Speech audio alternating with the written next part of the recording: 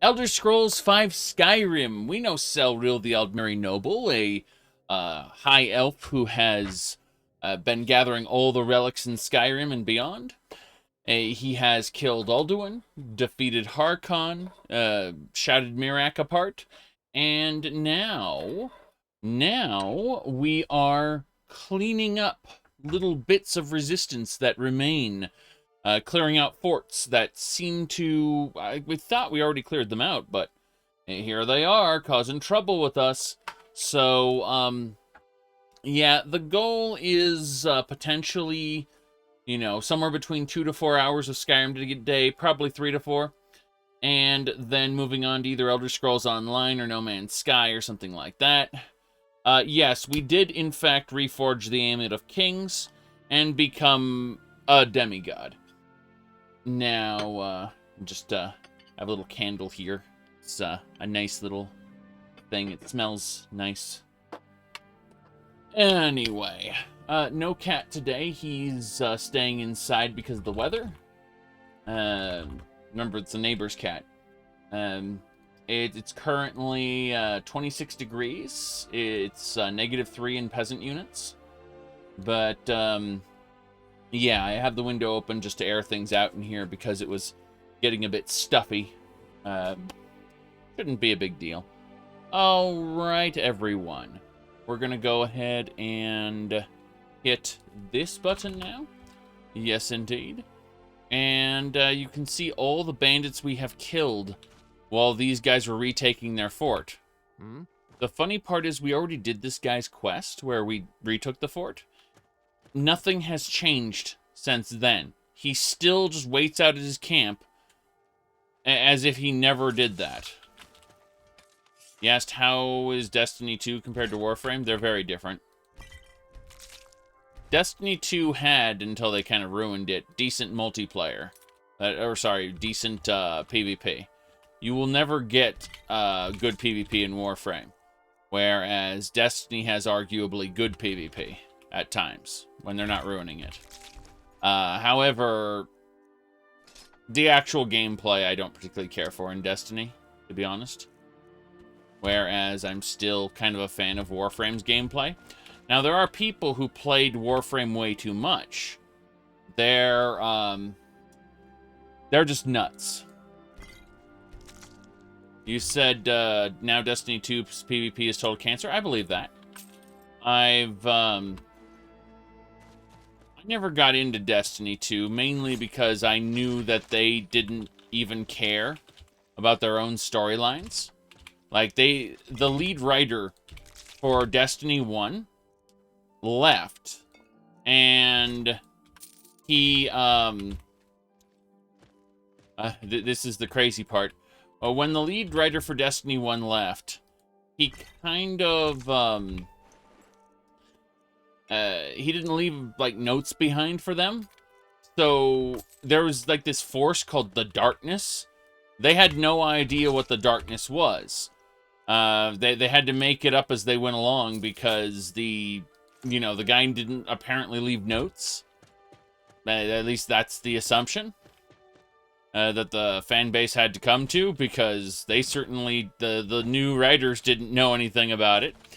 Then, the primary antagonists of Destiny 2, the main villains, as it were, they acted in ways that were entirely contrary to how their race is supposed to be in the lore.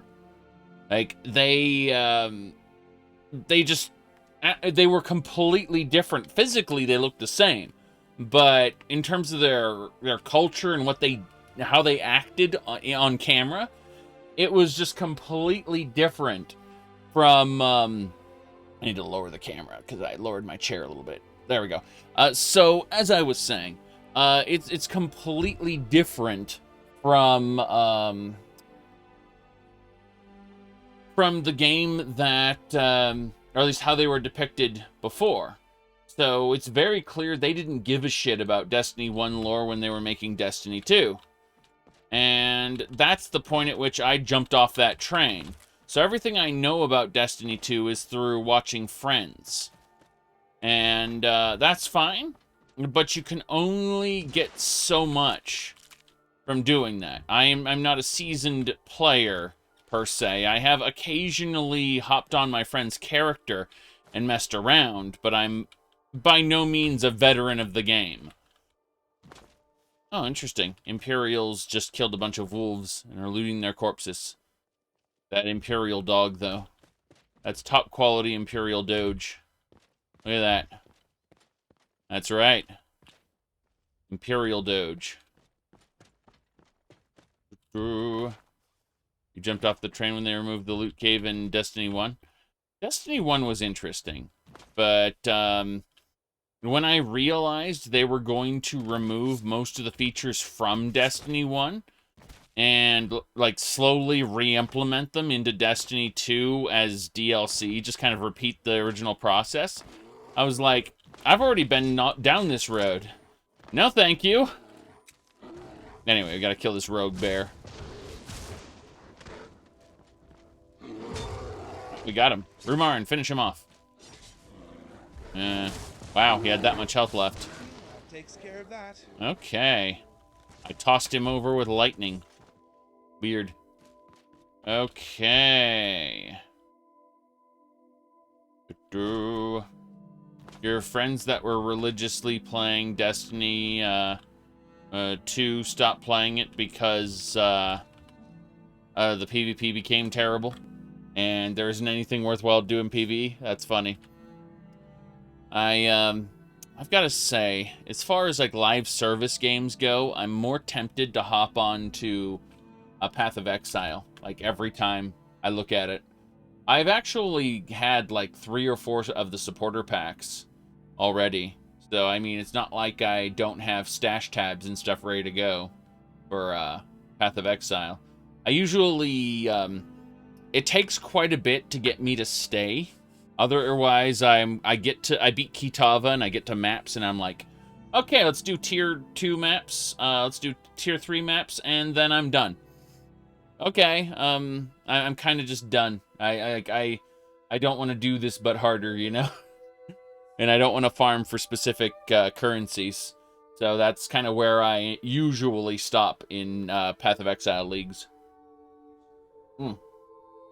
Okay.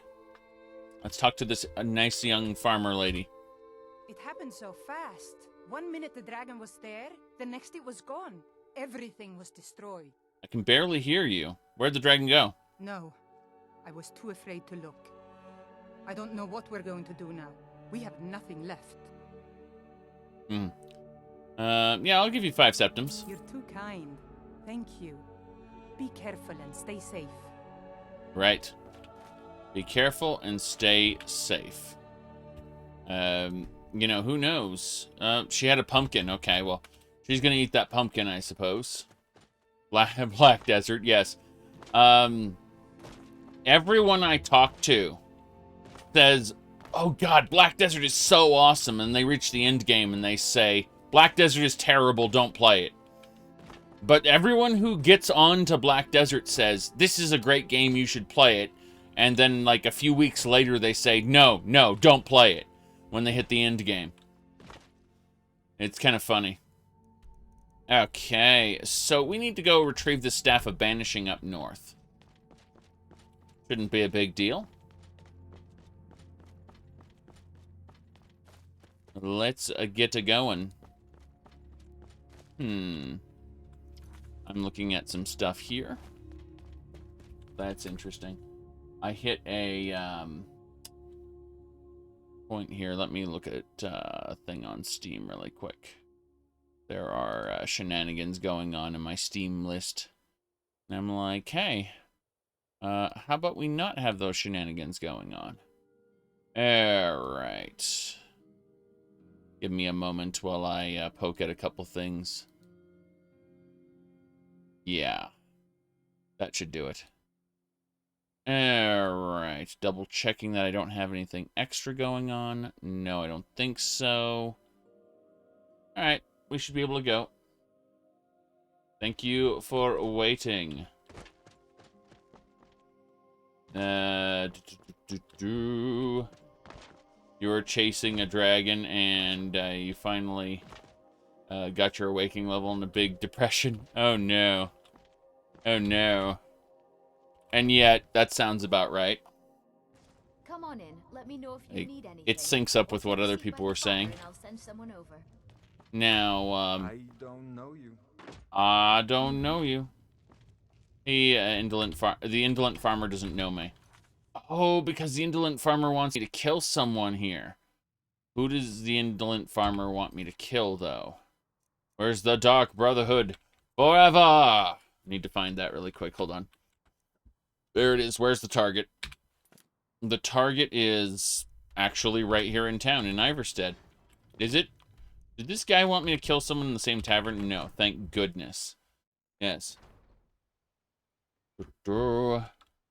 Yes, exactly. You've killed so much now you don't want to do combat. I get it. I totally get it. Alright, so my target is apparently right outside the inn. The indolent farmer wanted me to kill this. I'm dying for a rest. I swear I could lie down right now and just sleep forever. I like how they depict all your assassination targets as, you know, God, it would just be such a mercy if you just kill me right now. It's so dumb. That's the Dark Brotherhood vanilla, is all of the miscellaneous targets are like that. We're going to get Serraner and Ramarn to wait out here. Yes. It would just be such a mercy if you'd kill me right now. Okay. Well, we're going to go invisible. And then, well, we're going to actually ask her. Excuse me. I'm dying for a rest. I swear I could lie down right now and just sleep forever. I believe it.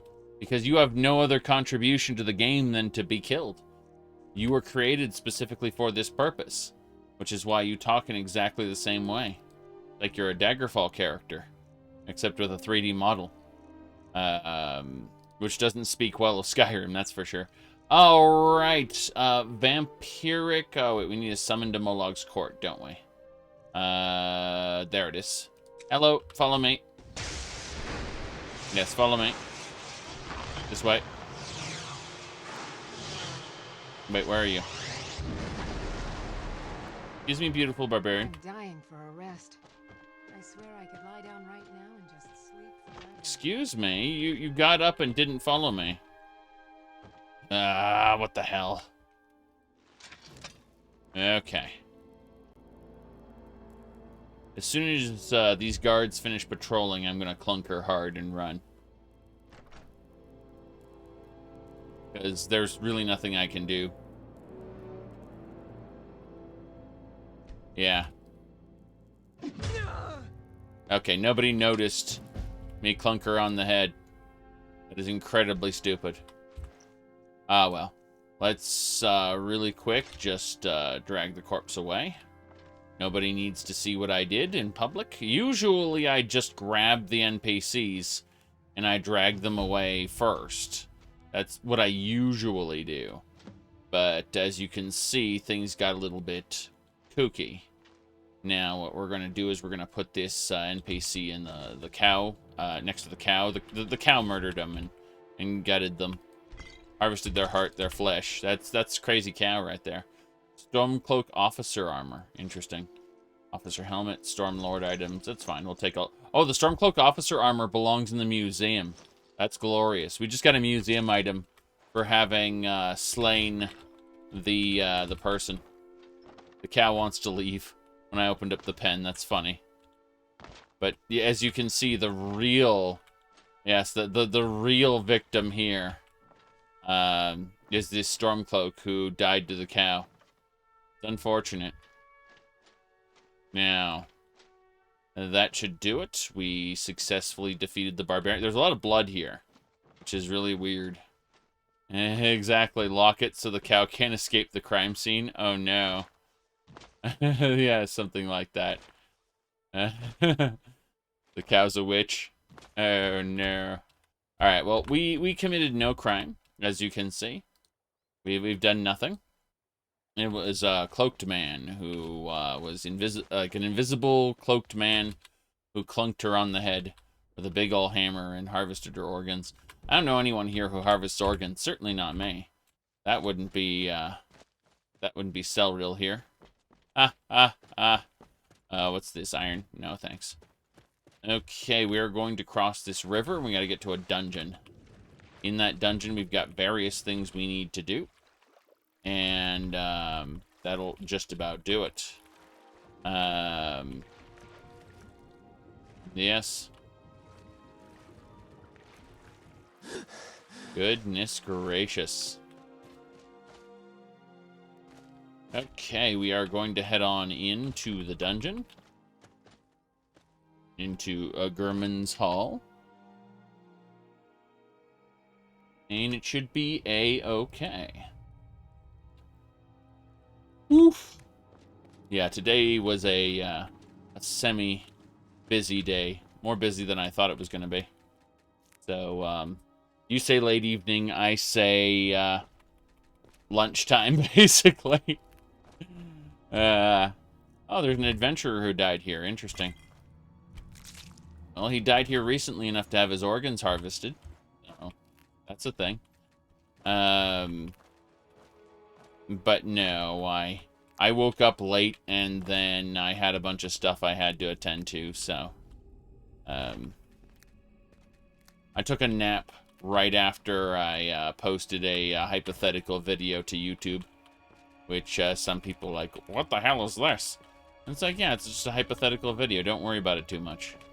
Now then, I think we got all the mushrooms, and that will do it. Yes, indeed. We need to jump in this pit, and somewhere in this pit we will find the ancient staff of banishing we're looking for.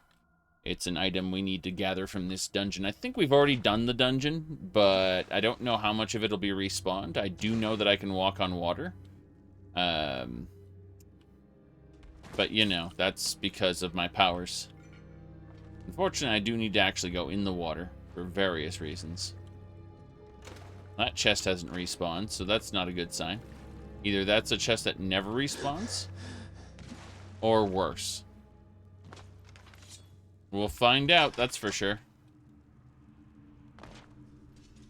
Okay, the fact that door's still open indicates to me that this dungeon never resets. So the item was probably just injected into the dungeon at some point. Yeah, the trap's down. Zorana was running in from the exit, which is bizarre. Ah, well. At the very least, we can get these mushrooms we didn't get the first time. Kind of weird. I was hoping for, you know, the burnt books and stuff to repopulate, but I don't think they do. I think this tomb just stays looted Morrowind style. Alright. Wait, the province is not an infinite resource machine?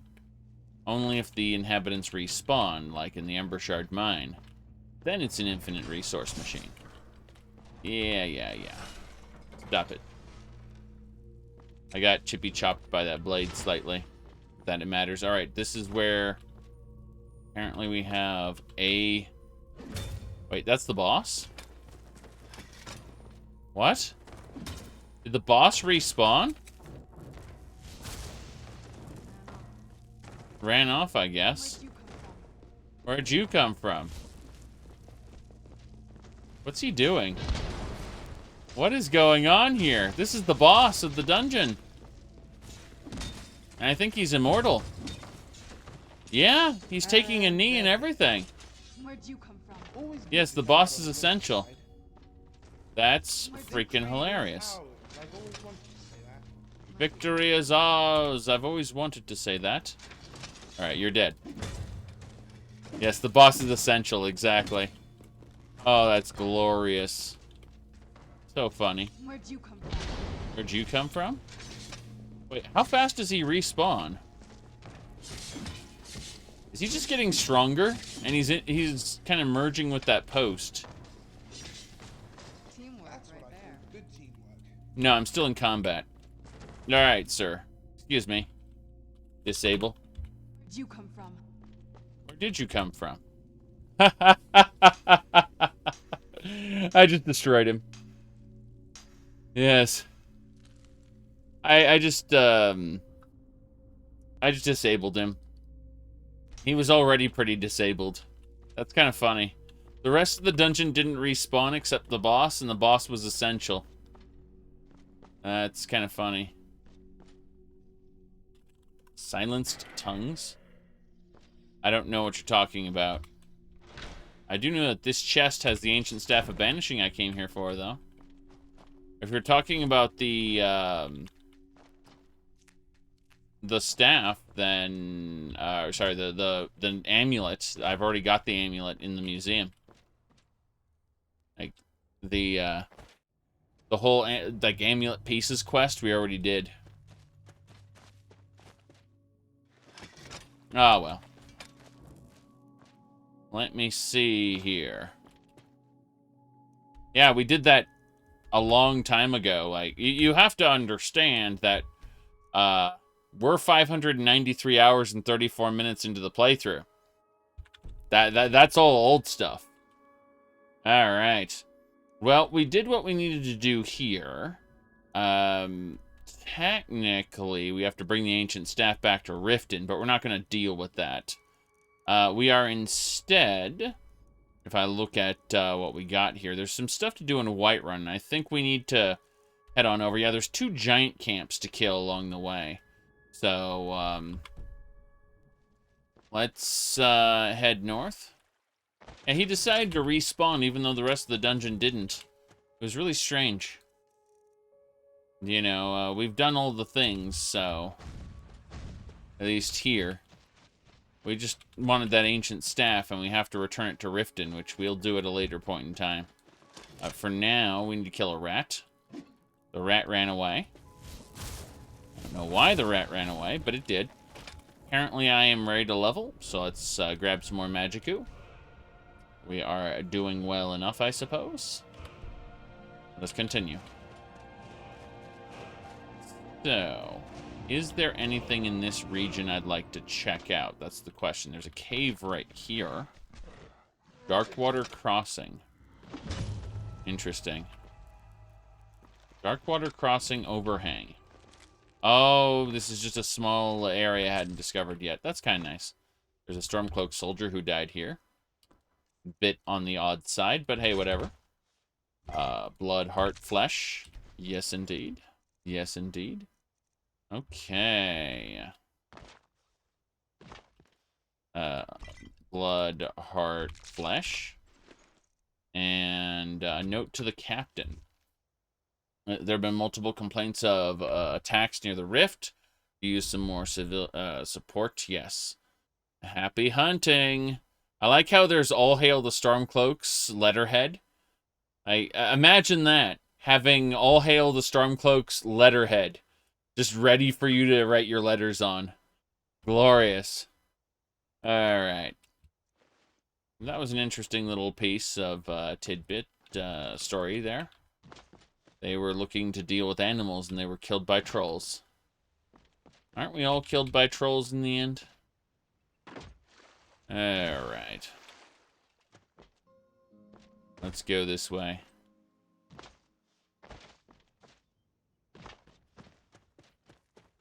Now, then, support the troops' products. Yes, exactly. Oh, no. Ruined Troll and Westmother's well? Is this a well? What's this? Warrior's Charge? The book. I'll take it, but I'm curious. I don't think there's anything in the basket. Oh, there's a strong box here. Interesting.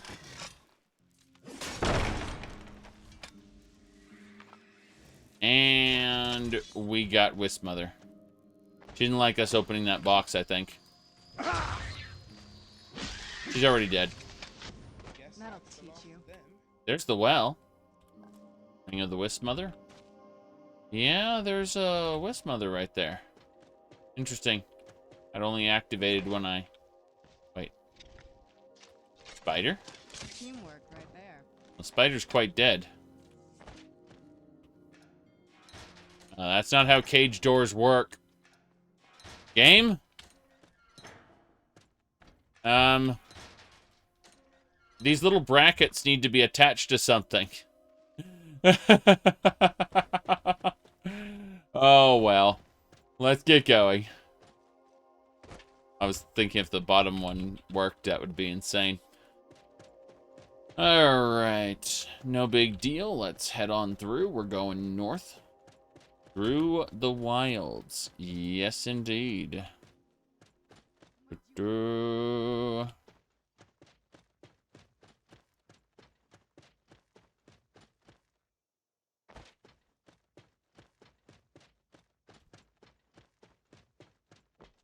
Okay. Moving along, moving along.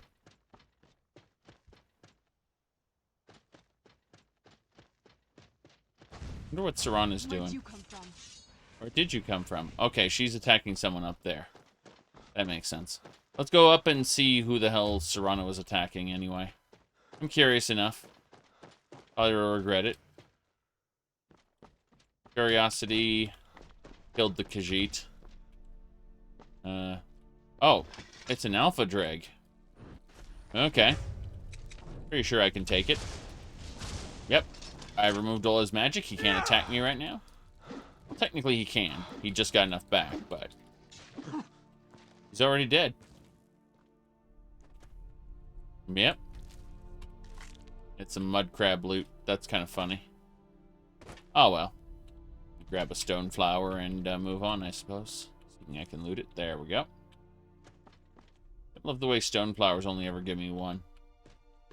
Is there water coming out of this cave section thing? Okay, that is water just gets produced from this stone. That's Skyrim in a nutshell. Alright, well, I don't think I want to jump off this right now. Instead, I want to go back and around and go down the road like I was doing, where that dreg distracted me. A droog? Yeah, it's kind of funny. In Oblivion, the voice actors call them dregs. Even though they'd be Druze or something like that. Just looking at this cliff there. There's the branch where a bandit usually stands. Also see a bear ready to pounce. Oh, it's a baby bear. That's funny. Yep. It growls and tries to attack, and it gets clunked. I've clunked so many a bear. This is no different. No different.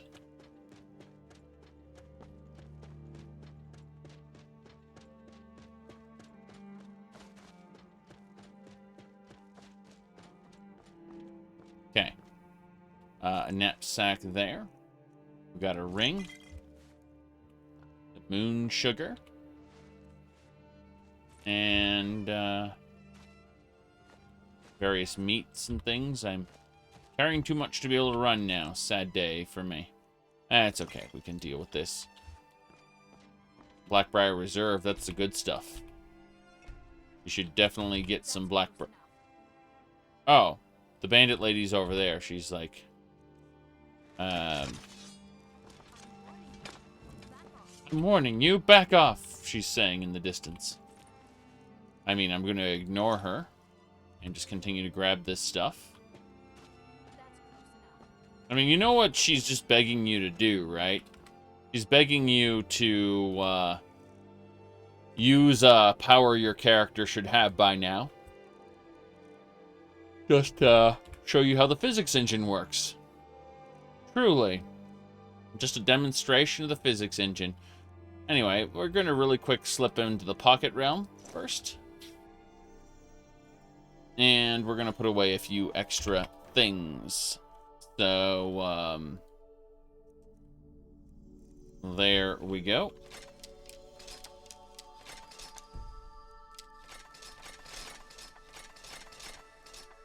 That'll... Oh, the Staff of Banishing. Forgot about that. So for the Ancient Staff of Banishing, what we're going to do is we're actually going to favorite it. Yeah, we're gonna favorite our Staff of Banishing so we don't accidentally put it away. And then that should deal with any potential problems. Because we're not depositing favorited items. We do have to pay attention here because, as you can see, some of these are stolen items, items that belong to people. So I'm being careful to put away things that don't belong to others. Things that only belong to dead people. Yes. That will do it. And you can just see how much, or how many resources I've gathered thus far. Quite a lot in these little... In the Pocket Realm. Of course, the Pocket Realm is your gift for finishing the Legacy of the Dragonborn's main quest, so it's not something I had access to for even the majority of the character. It's kind of interesting how this has changed the way I approach looting things, from throwing everything onto my followers constantly to not using my followers at all for that purpose. And now everything just kind of goes into the Pocket Realm. Not a bad deal. Really isn't. It's just something I need to do every once in a while. My character just vanishes from existence and then comes back significantly less encumbered. Alright. Well, that should do it. The last thing we want to do is fill up our Crucible. So what we do is we use the Crucible. Then that is an infinite alchemy container, but it's in our inventory. So we just need to bring it with us, and doesn't matter where we are. We can do alchemy from in it. Yes. Exactly. Well, I mean, we were already a monster to begin with. You know, we're playing an Altmer Necromancer. And, how do I put this? Our first reaction upon seeing the Nords was, Some people are born dumb. Like me, for instance. Anyway. Aside from that, however, everything proceeded normally. We, you know, over the, let's just say, 593 hours and 42 minutes, we've done many a thing between killing Alduin, Merak, Harkon, finding the Fourth Elder Scroll, reforging the Amulet of Kings, and completing the Legacy of the Dragonborn main quest, saving High Rock from a Nymeria invasion, rebuilding Helgen. Just quite a few things we've done. Now, that target there, we don't need to see her. We're going to send her away. There we go. That's what the game gives you. That'll teach you. One less thing to worry about. Yes, that'll teach you. So, that was easy. We can even go down and loot the corpse. That's a nice little part of this. You may have to climb back up, but hey. You know how... Oh, wait, there's 2 bandits down here. Not just 1. Really? 2 for the price of 1. Let's get our scalpel out. Extract her blood. Harvest her heart. Her flesh. And, yeah, that's fine. Same thing for the next one. Ooh, my goodness. So again, blood, heart, flesh. I mean, they're bandits. They don't have any human rights. So... let's get on up. We're going to climb this. And by climb this, I actually mean we're probably just going to fall back down to the beginning. Ah, well. No big deal. I say as... this is how you see that mountain, you can climb it. And that's literally how climbing in Bethesda games works. It's very silly.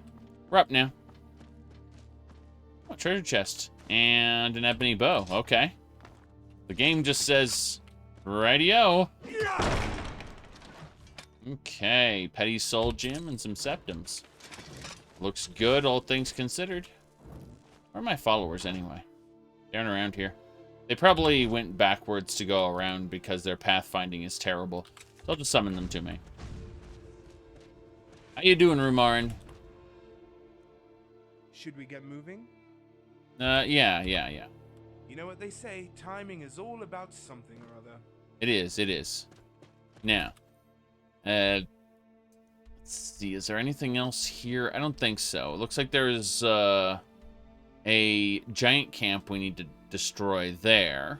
We'll get attacked at these towers, so we'll have to deal with them most likely. Then we need to loop back around and deal with this giant. On our way through, we need to defeat the Guardian Troll, which is what we came here for in the first place. This is our whole reason for traveling from this particular tomb where we got the ancient staff all the way over to here is just to defeat the Guardian Troll. Then we'll do some stuff in Whiterun. Hopefully we'll have finished the Guardian of Kinnereth quest. We're technically the champion of Kinnereth, but being a champion and a guardian are different things, I suppose. The trials of Kinnereth weren't required for me to be her champion. Oh, well. No big deal. Let's quickie save, and I'm going to look at something really quick, because people are sending me messages, and I'm probably going to disregard them. Yeah, looks like I can disregard them. That's good. I was concerned it was going to be a big to-do, but no. Alright. Let's see here. Ah! We can talk to this lady in a second. Wait, why are you running ahead of everybody? Excuse me, I'd like to talk to you. What do you have for sale? Please do something. What? Take a look. Okay. That's all I wanted to do. I was trying to figure out why weren't you talking to me?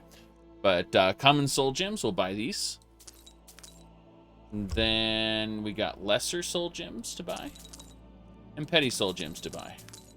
We don't want the filled ones. We'll end up filling these ourselves after we merge them later. When we get back to the gallery, we'll start merging soul gems together. At the safe house, using the soul gem transmogrifier. Not something we have to worry about right now, just something that'll be on our mind later. But yes, everything looks good. We're gonna throw down a save because this is pretty nice. We've done quite a bit. I don't want to lose that progress. In another minute or two, I'm gonna have to step back and close the window because it's starting to get a bit chilly. Oof, my goodness. We got him. There's another wolf. In fact, I think my followers are dealing with it. Okay, good. Everything's fine. Yep. No problems. The giant I need to kill should be right here. Yes. The giant I kill will be right here. Step 1 will be to hit them with a shout. Well, actually, step 1 is to give ourselves Elemental Fury. Then, step 2 will be to drain their vitality. And while they're stunned, run! Aha! You're basically dead at this point.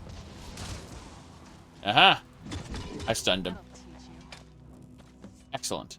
We've completed the bounty. And we drew out the giant's blood. We got a dragon's bone and some other nice things. 300 septums. It's all pretty nice. A lot of nice loot there. We don't need the cheese, but we will gladly take the cow. Because cows are rare, at least the harvesting. You'd think like the primary livestock of Skyrim, beef being everywhere, it would be kind of difficult. But no. No, apparently it isn't. It, did I say difficult? It would be ubiquitous. There'd be cows everywhere to harvest, but no. Skyrim has a distinct lack of livestock. God, what the hell is this? Leather Helm of Conquest? That skeleton had a leather helm on. That was weird. It looks like it got crushed by this... Yeah, multiple skeletons got crushed by this rock. This rock just... Did a giant throw the rock, or what? Like, what happened to cause this rock to fall from the sky and crush these people? That's what I want to know. Jeez. I have no idea. Oh, there's a necromancy altar in the distance. Necromancy altar, necromancy altar. Do I have any greater or grand soul gems? Let's look.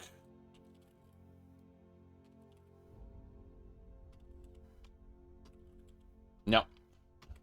There's no sense in clearing out the necromancers from that altar. As a child, Atero and I would What's up? pass time on the road by playing Withershins.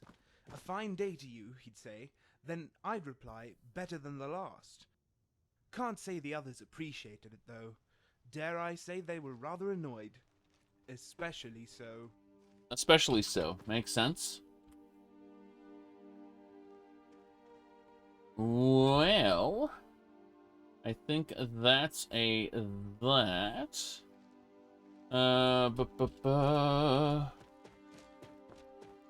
Hey. Now, let's head on up and away.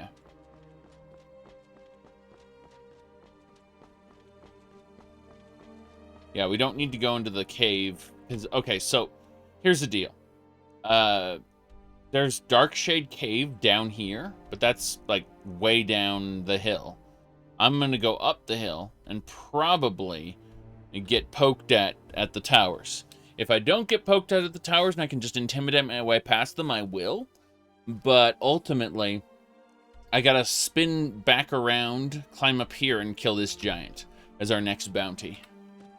And then we'll have an actual quest to do that's not a bounty, and that's to kill the guardian troll spirit. We'll see. We'll see. Let's have a look what this lady says. Hello? Hold it. This here's a toll road, see? You're gonna have to hand over, say, 200 gold if you want to use our road. You know what? How about this? You let me through and I don't kill you. You know, now that I think of it, that sounds fair. Just shove off before the others notice. Huh. Looks like the others are busy fighting a deer, so this is good. Yep, we intimidated our way past her. Makes sense we don't have to fight the tower every time. Why does a saber cat run at me intending to bite? I have no idea. Damn shame, damn shame. Let's grab those ingredients. Damn right. Got some saber cat claws and eyes. Now, as I said, we loop around here, and we go pick up the the giant.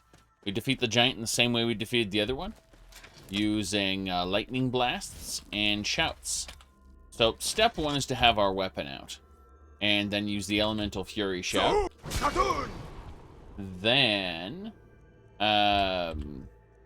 we go for lightning bolt, drain vitality. And then we clunk it.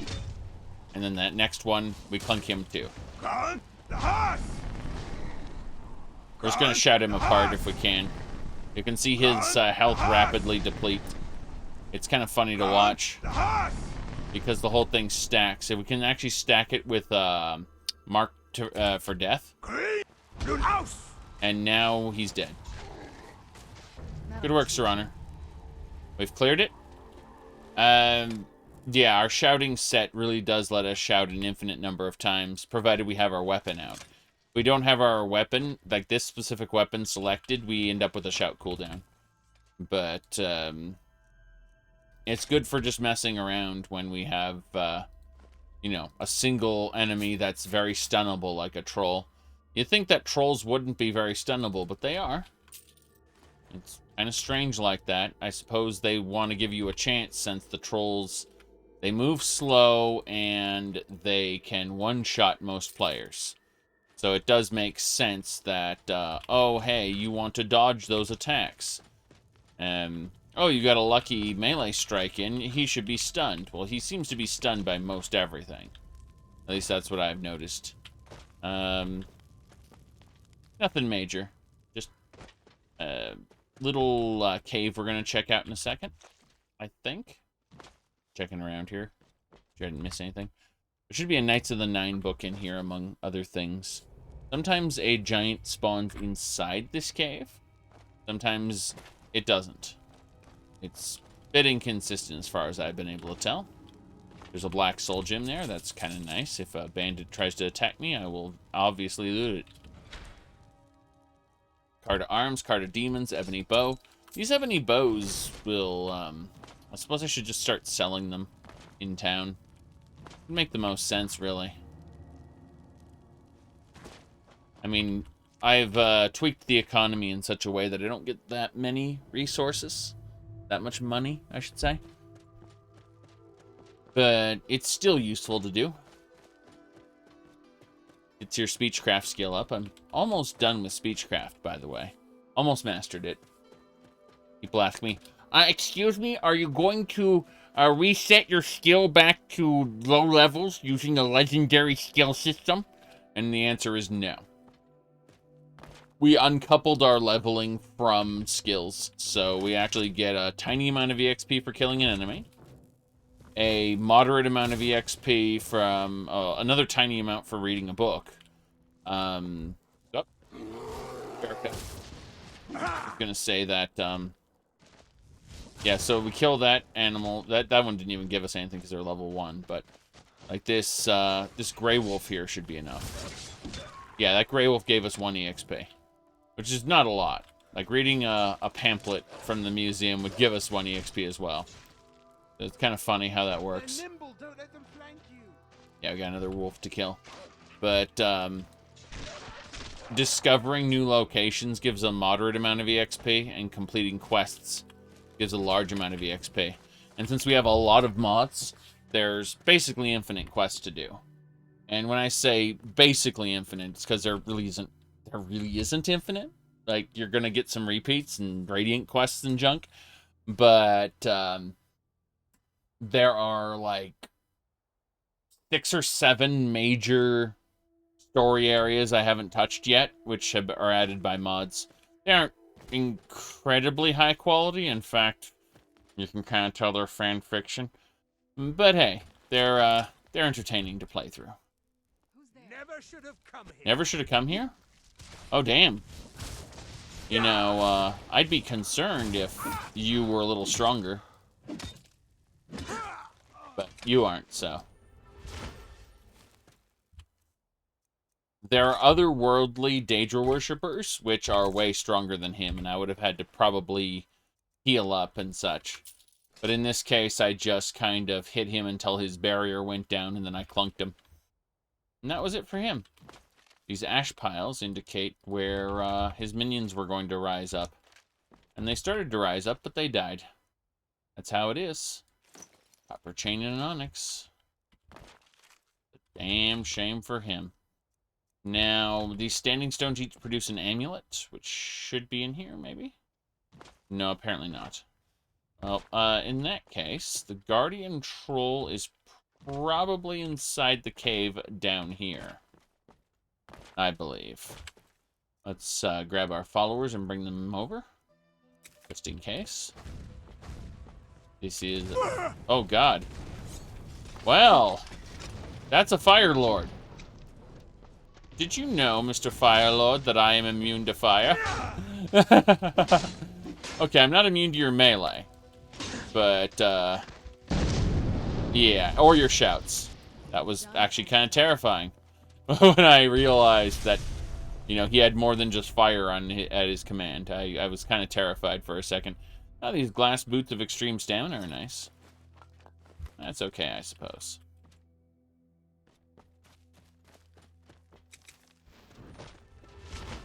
Yeah. Frost and lightning can still screw me up, but fire I'm basically immune to.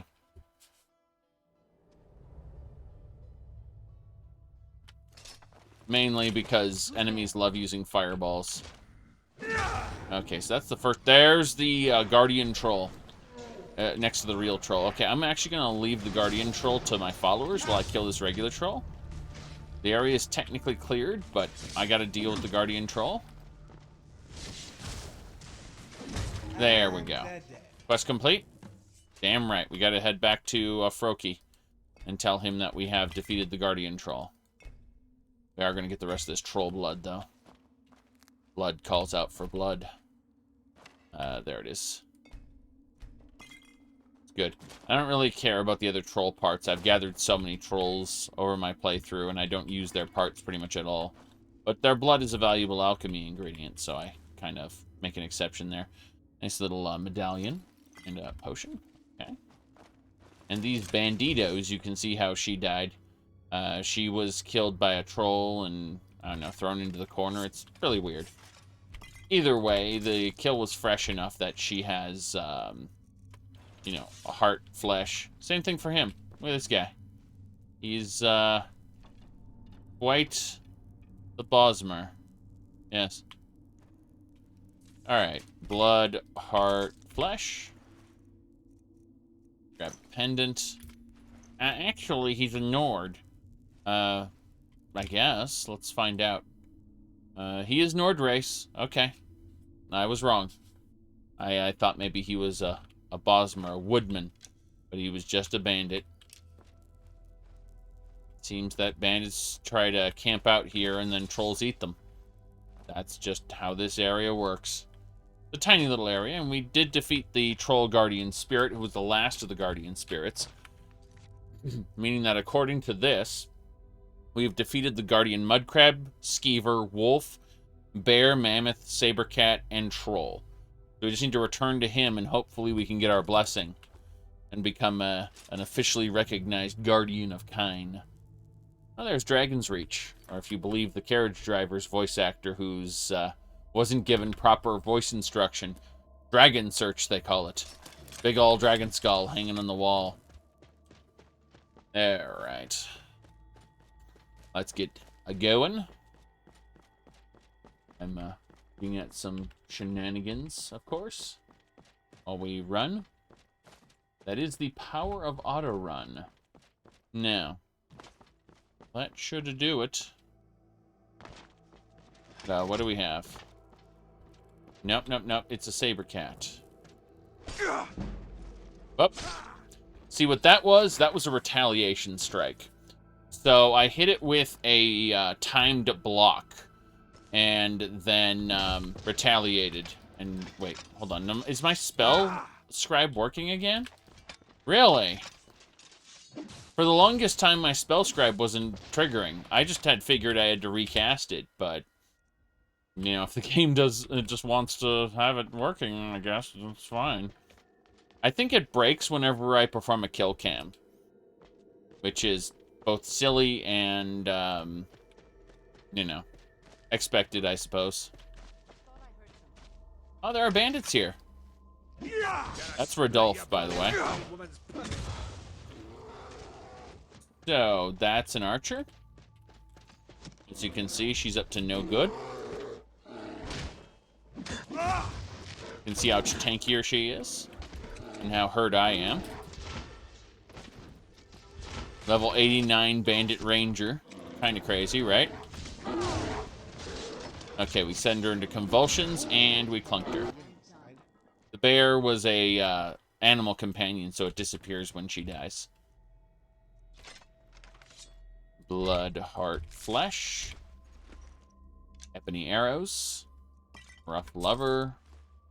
That should do it. Minor smithing gauntlets. Alright, let's have a chat with Rodolph after we crack open his chest. Glass worker's ingot. That's fine, I suppose. There's Rodolph's corpse. Damn shame about him. We'll circle it there. Nothing special on him. Wow. Some septums, I suppose. Alright, let's head on into Whiterun. What time is it? It's 8:30 p.m.? Well, we don't have to sleep out in the wilderness. We can actually go into Whiterun. No crazy chat this late? Yeah. It's basically midnight here. And it's a Sunday. So, Sunday going into Monday.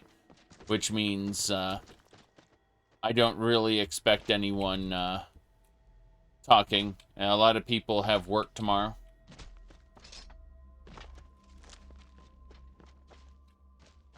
Alright.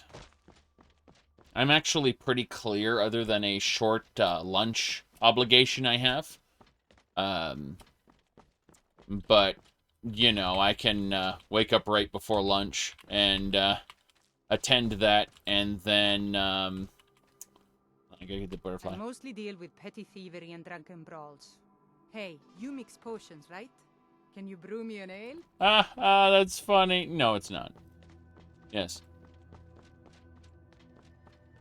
Khan. I assume you are talking about the same nonsense I was earlier. Yeah. We'll discuss that at a later point in time. Okay. So,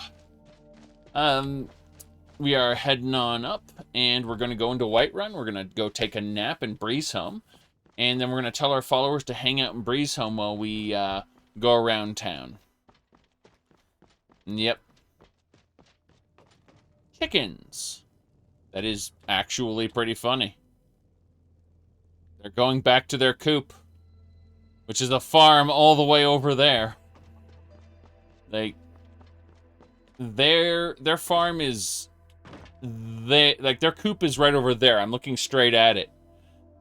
And so the chickens are pathing manually from the Whiterun gates down to their coop over there.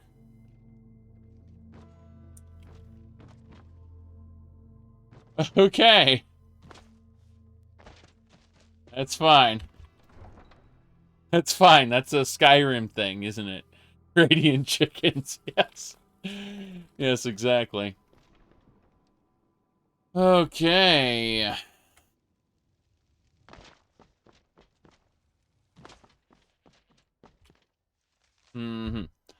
Gather moon sugar. I don't think so. I don't think. I feel like this is a trap. I'm not gonna gather moon sugar here. Oh, is it our best friend? Hello. You and me, we're the only people around who aren't complete fools. Yes? Yes. I see. Complete fools. You know the story of those complete fools. Don't do that. Yep. That's fine, I suppose.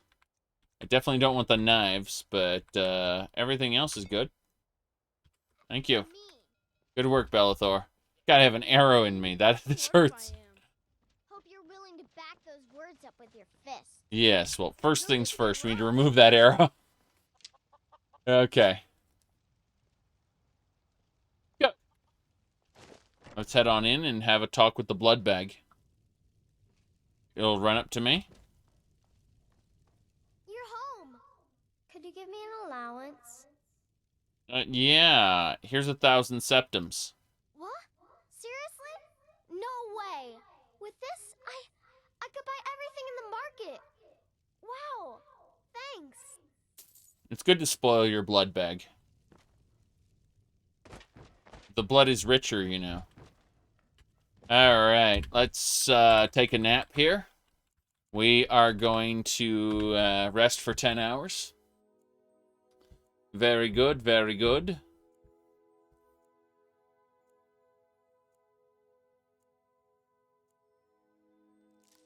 Now then. Oh. You played about 10 hours of Fallout Tale of Two Wastelands. You want to play New Vegas now? Oh, yeah.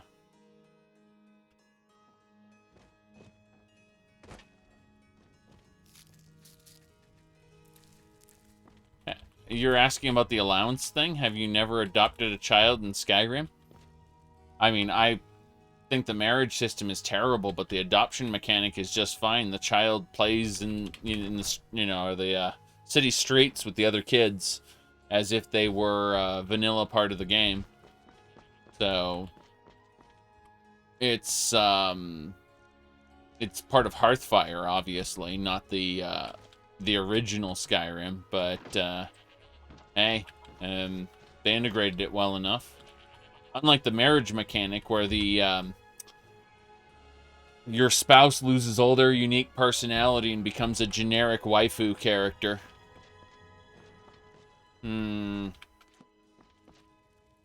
The only character I ever married in Skyrim was Miel, the lioness, during my first playthrough. Immediately discovered how terrible the mechanic was and never used it again. The adoption mechanic is okay, because the children already don't have very much to them. But you take a nice, unique follower, and they lose all their personality traits and become generic waifu. Is there something I can do for you? Yes. When you married her, Mara took her soul. Isn't that true, though? I mean, that basically sums it up. All right, we've got a bounty to collect from Preventus. We have to make changes in the Bannered Mayor's ledger, and we have to retrieve an amulet from or a mask from someone. Okay, you know what? Let's actually do this. We're gonna tell our followers to wait in Breeze home because I forgot to do that. That's pretty important. I heard your spouse could run a store. So you married a shop apprentice and killed the original vendor, and then she just has generic dialogue while living in your house, going, "Oh, here's the money I made from the store today." Yes. That's good. That's good. She just lives at home and magically produces store income. Yes. That's Skyrim. Tidings. Okay. Let's see. Drunken Huntsman, I need to harvest someone's stuff. So we're going to go stealthy. And then we're going to go silent with muffle.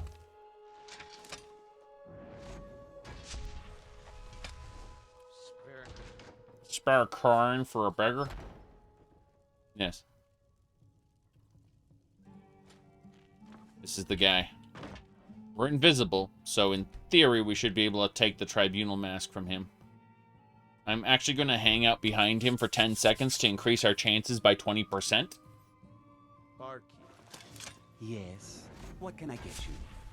Pour me an ale. You're ready to pounce. My pickpocketing skill increased to 69. That's nice. Alright. Well, I have a 20% increased chance to get the goddamn mask, which I just did. Quest complete. Additionally, we'll take these septums and the ring.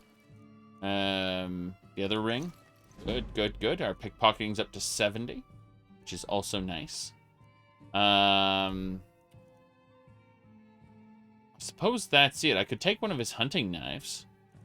I'm thinking, obviously I don't want a bound knife, because bound knives are terrible. They are terrible, terrible knives. But, thinking maybe I'll take a couple of the Daedric ones and sell them. There are 85% chance to steal. Nah. Like, that turns it into XCOM mods, where you, you'll immediately fail at 100% of the time if it's 85.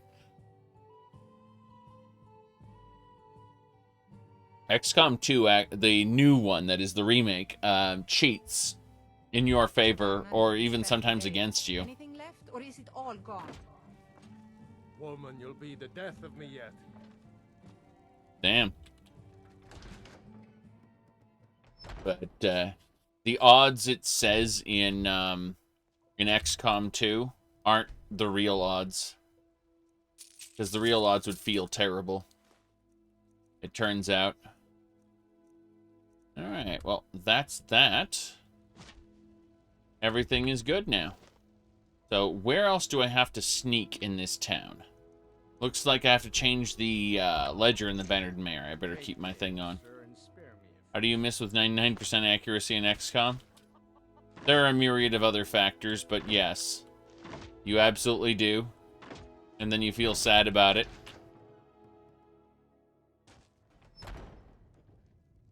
Welcome. Let me know if you want anything.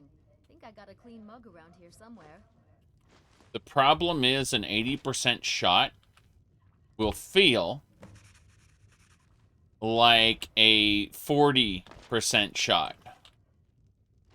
That's the problem. A 99% shot will almost always land, but as you get closer to the 80% mark, you start really feeling those misses. and you start, humans are naturally inclined to remember negative experiences over positive ones. And so, you know, you might average out the same hit-miss rate, but you'll feel like you miss a lot more than you hit.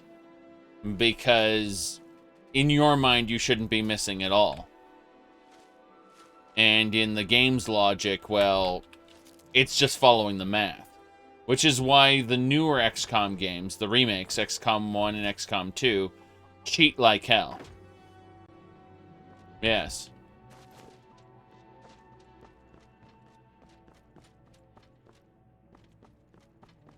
Alright.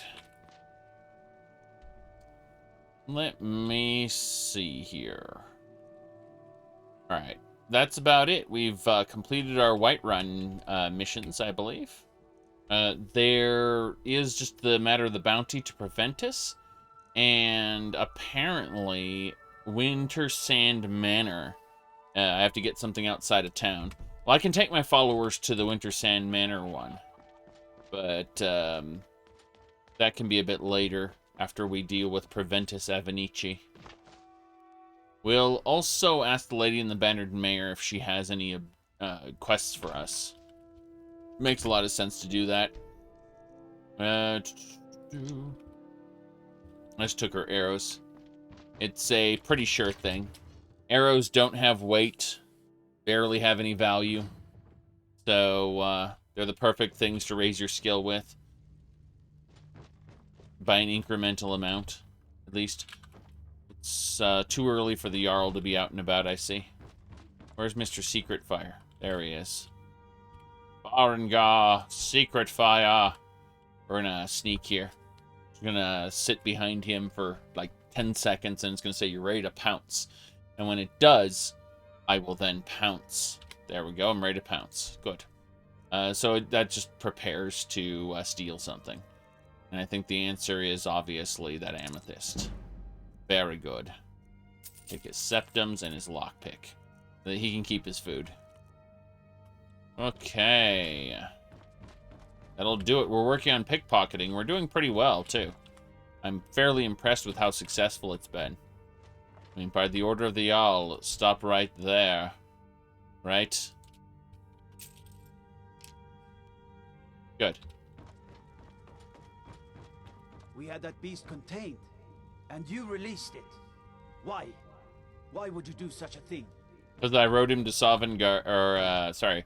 I rode him to the temple, which, got me to Sovngarde. Alright, we're gonna kind of sneak around Preventus for a bit. Preventus is old and stupid, so I believe I can handle this. No, he's about to... He's about to sit. I'm ready to pounce. Pounce on Preventus. Give me your money. And your butter. And your rings. And I'm just gonna take everything. Screw it. There we go. Hello, Preventus. Divines bless you. May the ground you walk quake as you pass. The giant is dead. I'm here for the bounty. Excellent. You've done us a great service. Here is your reward. Do you have a neck problem? Look at Preventus's neck right now. Does it look at all odd? I don't know. There's just something about this particular scene, and hold on. I'm gonna try to grab a screenshot of it because it just seems interesting. All right. Well, I'd like to decorate my home. Yes, exactly. So stop rubbernecking. Is that it? Let me see here. Alright, that should do it. I'm going to really quick just grab that. And there we go. So what do you guys think about Preventus's neck? I don't know about that. There's just something about it that seems off. Geez, Skyrim. Okay. Enjoy your visit to Dragon's Reach. Right. There's Bulgroof the Greater. I like how he's looking back, like, what the fuck? Because he saw me land and disappear. And so I'm ready to pounce. Yes. Very good. Hey, Jarl, I need your... Oh, God, that Duke sword is difficult. At least I can get those. He has the Whispering Door key. So he knows about the Whispering Door. That's interesting. That ring has a 37% chance to steal. Jeez. These are 99, but this one is low chance. Bulgroof's sword. Oh, no. Well, that's that. Okay. Let's go. I have no idea what's up with that. Alright, we're out of here. Jarl Bulgroof had a ring that I couldn't pickpocket because it was worth too much. Its value affects your chances to pickpocket it. Hello there, Yorlin Greymane. You know, since Kodlak's funeral, the Skyforge feels more awake. It's always been said that the souls of the heroes of old are what gives Skyforge steel its strength. But I think the Forge knows the greatness of Kodlak's soul. I can't really explain, but it feels like it's young. I'll wager it could now forge metal the likes of which hasn't been seen since eras long forgotten. I'm eager to try. I see. Good work, then. Tell me about yourself. Huh? Huh? You know who I am, fool. So why are you asking?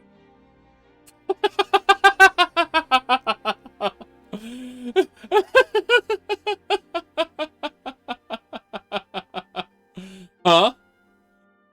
You know who I am, fool. Like, I want you to tell me more about yourself. Like, well, what's going on in your life, you know? No. Huh? Alright. Goodbye. My poor Fralia thinks Thoron's still alive, but I know better. Yes. At least you can forge Nord hero weapons now. Oh boy. Nord hero weapons. I can't wait to use the Skyforge. Nord hero armor. It requires ancient Nord armor and 4 freaking iron ingots. Okay. So I have to collect ancient Nordic stuff. Yes.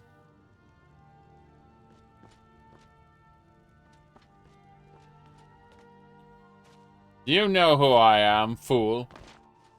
I am the great Yorlin Greymane.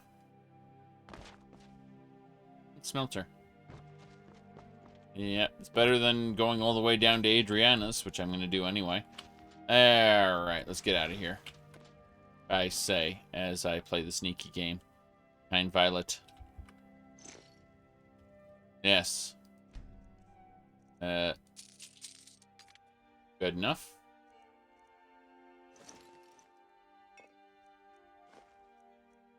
Cheese. That'll do it. We stole all the Violet stuff. That worked out better than I thought. Now...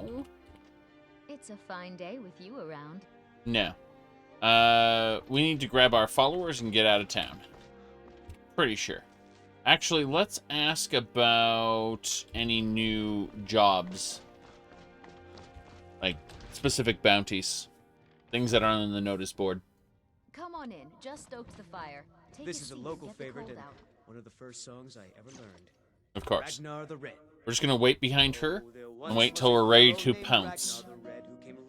So it'll say in the top corner of the screen when we hit that point. We're ready to pounce. Good. Then we hit the search, and we got a ring, as well as some septums. All right, Hilda, let's have a chat. If it's work you need, how about chopping up some wood for the fires? Any rumors? They say Folian Immortal studied vampires, Dragon, and all matter of undead. Right. Need anything else? Just let me know. Okay, goodbye. Yes. Well, we learned something today. I'm sure we'll never learn anything ever again. Let's head on out. Divine smile on you, friend. Tried mercenary work? It might suit you. You tried mercenary work? It might suit you. I'm sure. I'm sure. You know that he's the swordsman trainer for Jarl Balgroof's kids? And slash the Thane of Whiterun, the Jarl's brother. Behold Luca, the girl who stares at the wall. Braith is a big meanie. She keeps telling Lars and me what to do. I don't want to play with her anymore. That's how it works. By the way, she owns a spirit bunny. Yes. Okay. Let's get going, Rumarin. Adventures, question mark. We heading out? Let me just conjure up the energy. Right. We are leaving. We have something to do outside of Whiterun Hold, but I'd like you guys to... outside of the Whiterun City, I should say. But I'd like you guys to come with me. Because I don't want to go alone. Never alone. All for one and one for all. All for one and one for me? What? Yes. It kept dying in the vampire attacks? There are no vampire attacks. They stopped doing those in Skyrim Special Edition. Dawnguard got patched. At least the Skyrim Special Edition version of Dawnguard did. To stop the vampire attacks from happening. Because they killed off too many NPCs to have a long-form playthrough. And because the vampire attacks never stopped, even if you killed Harkon, you just had to scratch your head and go, well, I guess all these NPCs are doomed to die. What is it that keeps you going on? Going on. Well, aside from the fact that we've got, you know, quests to do, plus extra things. I don't know. I'm having fun. It's engaging. And I'm able to make fun of stuff on stream. In life? Oh. In life, I have a very good motivator who wakes me up every day.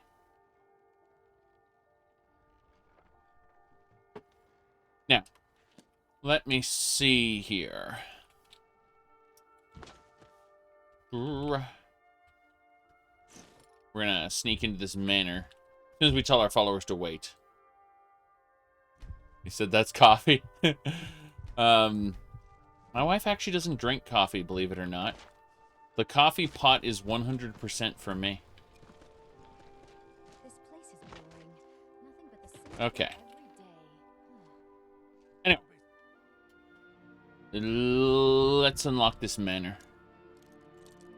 In Skyrim, it's because I'm doing a Legacy of the Dragonborn playthrough. I think I'm basically done with conventional Skyrim, and I don't think I'll ever touch the game unmodded again. But as far as Legacy of the Dragonborn runs go, they are a completionist run, which gives you a real goal. It makes the game into a collectathon. Just ate that honey nut treat. We need to go grab that candelabra. That's it. Let's go check the other room to see if there's anything else we missed. No, everything's stolen. That chest is empty.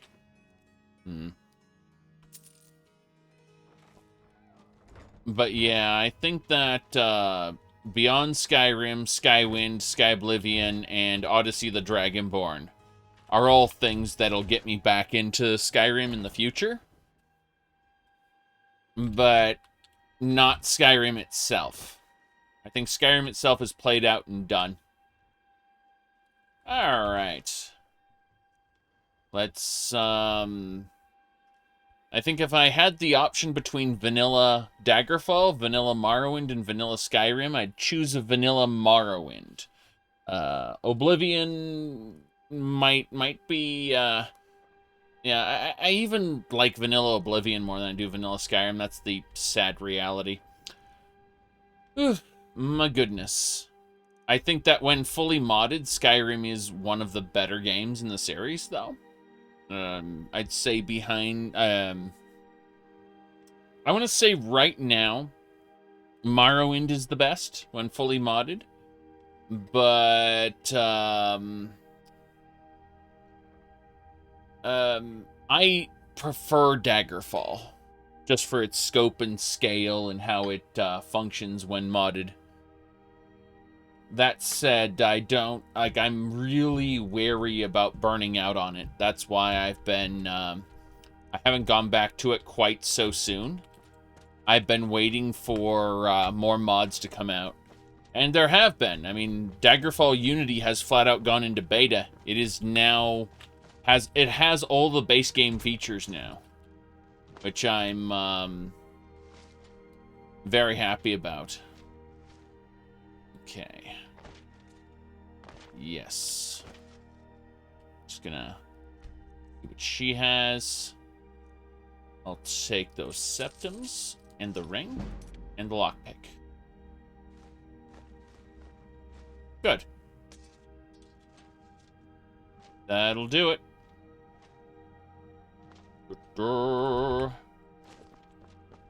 It said this last year there's been a bunch of videos about console or unmodded Elder Scrolls, like the 8-hour Morrowind video. Well, the 8-hour Morrowind video is interesting because it's by a guy who really enjoys reviewing games. And he can appreciate Morrowind in all its forms, PC, Xbox, and otherwise. And then he's simultaneously working on an Oblivion video, which won't be very flattering by comparison. And that'll also be on both the Xbox and the PC. He did the majority of Morrowind on the Xbox, but he didn't do all of it on the Xbox. He switched over to the PC at one point. What do you still enjoy about Skyrim? It's a fun open world sandbox that's very moddable. Now, let's see here. We have officially completed everything we needed to do in Whiterun. I'm thinking, rather than going for Girder's Amulet, because that's honestly a waste of our time right now. We're not going in that direction. We're going to go straight north. We're going to go past the Hall, which is where one of our player homes is supposed to be built eventually. We are then going to run up to Dawnstar, and we need to speak with both the Night Mother and Vala for more Dark Brotherhood fan fiction. Edgy stuff. So, I'm getting ready to do that after I grab these butterflies. My goodness. But yes, this is a short playthrough. Not very long at all. Only 594 hours and 38 minutes, according to this little text here. Or these numbers, I should say. Not very long. Okay? So, obviously, we have, 444 plugins, 445 plugins, doesn't really mean much. Ah, my goodness. Okay.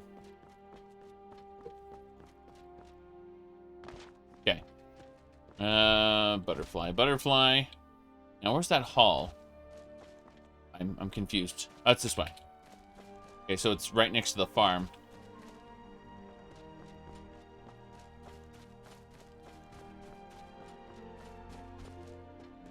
And we got spider spitting at us. Right. Damn! It dodged. Bastard.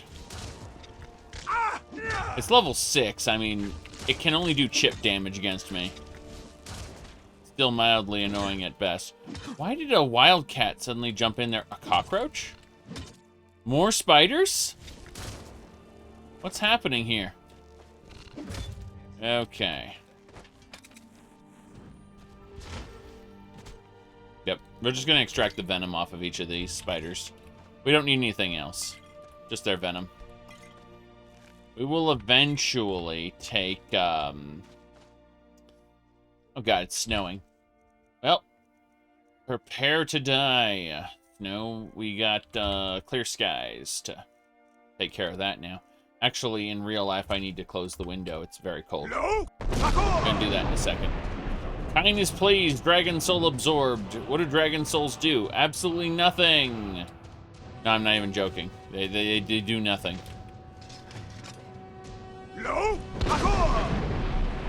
Kine was pleased with my actions when I shouted at the sky.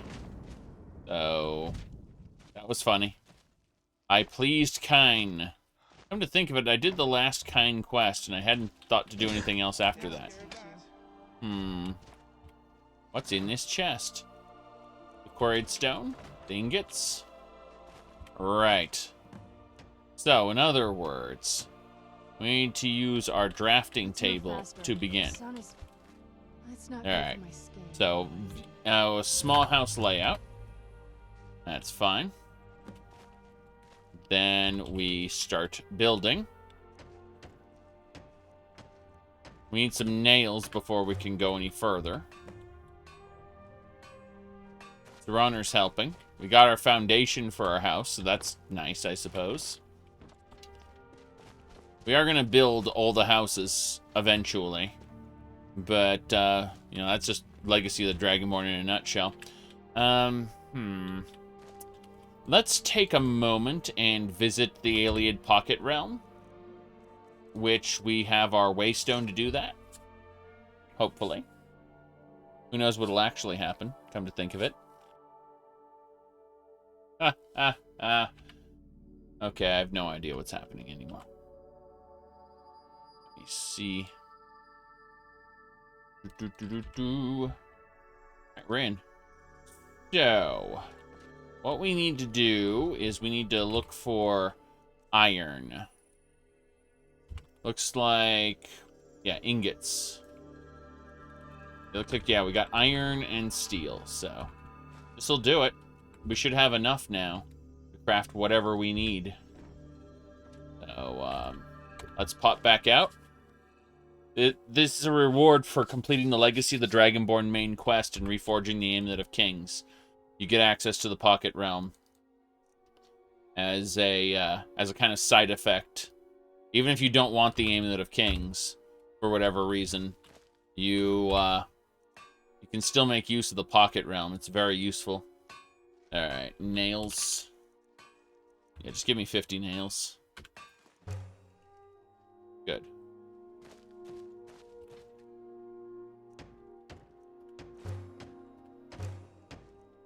Roof. Floor. Roof. Looks like we need a lock and a hinge. Yep. This is the entrance there. That'll do it. This is an amazing home. Alright. We need a lock and a hinge.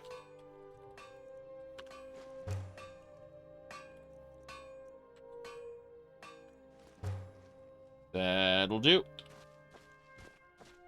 What's in the Pocket Realm? Just portals to various locations and like Sangrator, and a bunch of chests for you to store anything you want. Iron fittings. That's what we missed. Iron fittings. Throner, stop it. Fitting. That'll do. And now we have a house. A terrible little house. By the way, you see these crates? If you need to ship things back to the museum, you can put anything in that crate, and every 5 hours, it'll go to the Legacy museum there in the Dragonborn Gallery. Yes. All right. Let's figure this out. All right. First of all, we want to use the drafting table to draft up the next thing, because we want to create a main hall. And that's what we're doing. Main hall. So, there's the main hall door. It requires another lock. Go figure. God damn you. Runner's especially helping. Copper. Great. We're out of copper. Alright, we're going to take a moment and go back to the Pocket Realm, grab our copper. So, as you can see, the portal to Sangretor is right here. But this chest is for our weapons. This chest is for our armors. Obviously, everything's stored in the gallery. That's more important. But in between visits to the gallery, we can store everything in, you know, those two chests here, that chest, and all the chests up here. You can see all the potential places where you can keep your stuff. Yes, I'm over encumbered. That's why I'm rolling. Rolling. But, seriously, we need copper. Yep, 3 copper ingots will do it. Pretty sure I'd want to crack open that copper ore, but hey, whatever. Do it.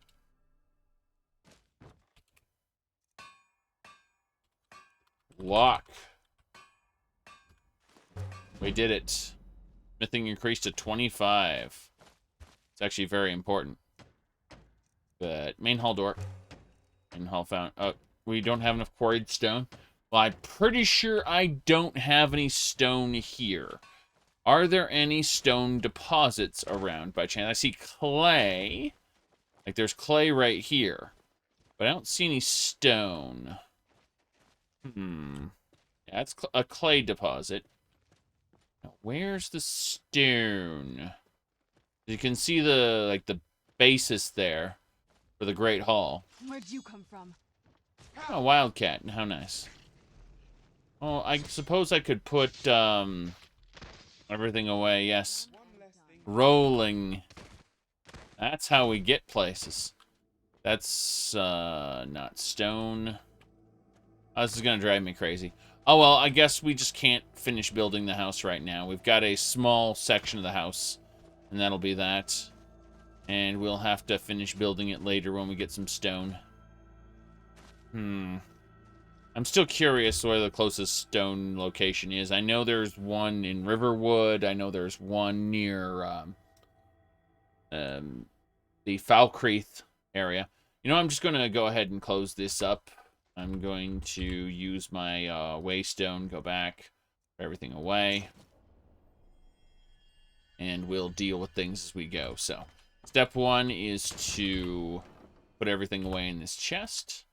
Anything that isn't favorited specifically, so all the things, and suddenly we're not over encumbered anymore. How could this be? It turns out that if you don't carry huge amounts of iron and steel ingots, you don't get over encumbered. Wow. Amazing. Okay. Oops, hit the wrong button. There we go. Alright, it's extra snowy again. Thanks, game. Lo! Sakura! Lo! Sakura! That'll do. Get the hell away, snow. The Lorius Farm's crops will wither and die without any rain or snow. Technically, the snow should be... It should be too cold for the Lorius Farm. Really. I mean, when you think about it, sit down and actually consider what they're growing. But, yeah. Such hate for snow. I have snow in real life. You know, I just look out that goddamn window out there. I guess you can't see it, but there is snow out there on my windowsill. So, yeah, I've got snow already. Thank you very much. I'm going to close that window, though. I've been complaining about it for the past, like, half hour, 45 minutes. There we go. Yes. Oof.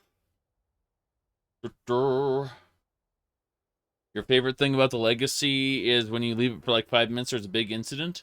Well, there's only 2 incidents. That's the night at the museum and then the... what do you call it? The robbery. The heist. Those are the only 2 incidents that close the museum. Let's mine it. I was hoping to do this to stone, but I don't see any stone deposits around here, which is extra weird, considering you'd think every house would have a stone quarry next to it just so that people could do hearthfire easily. In fact, I'm pretty sure there is a stone quarry near here. I just don't see it, because I'm that kind of a genius where if you put something in front of me, I will not see it at all, not recognize its existence. Like, that's clay deposits here. 2 clay deposits. I suppose I could mine some clay.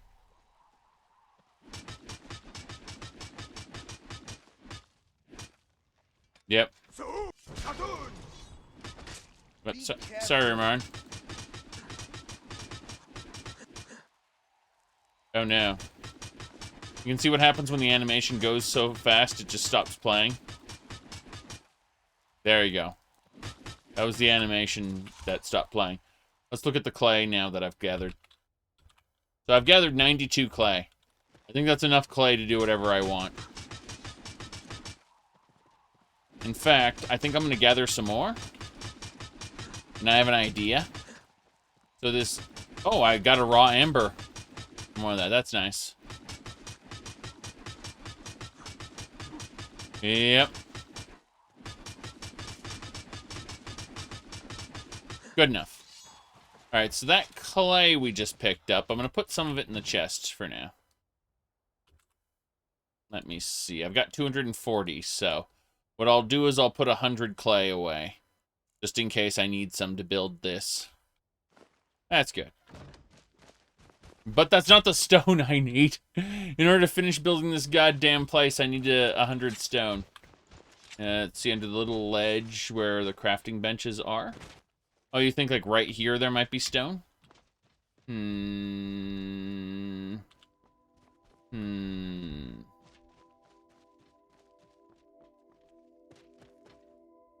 No. You think this would count as stone, but I guess it's not quality stone. Yeah.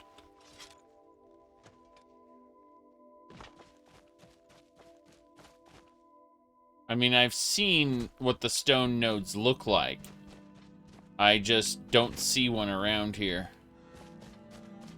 Thanks, Hearthfire. Alright, well, I suppose we can come back later, having gathered stone. Not a big deal. We can gather stone ourselves at a different node at a later time. I was just hoping to take advantage of this.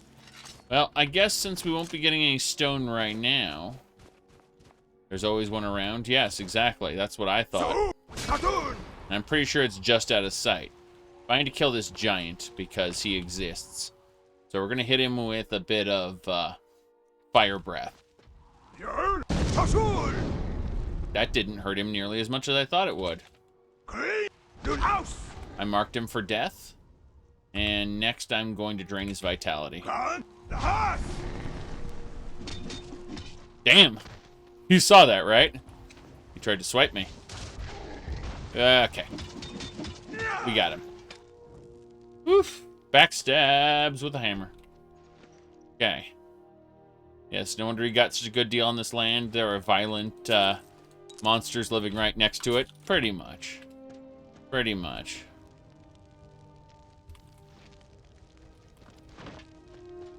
Oh, well. Dragon scale boots. That's lovely. I think Serana's shooting ice spikes at the mammoths. Oh god, Rumarin's over there. That's not good.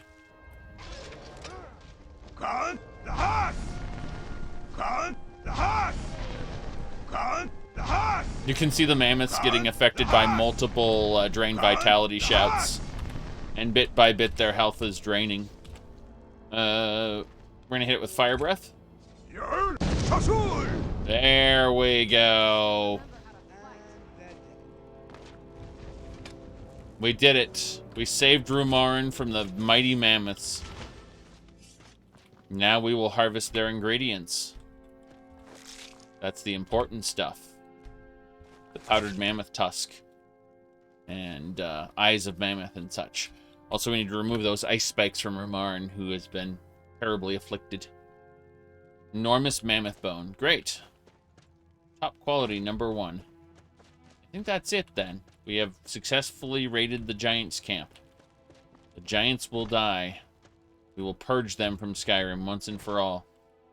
There's an iron deposit here. Again, it isn't what I want, though. The iron deposit is, like, what about stone? Stone is right next to the iron. Why don't you mine it? Not a valid mining node. You can't mine this stone? No, it's not the quality stone you need.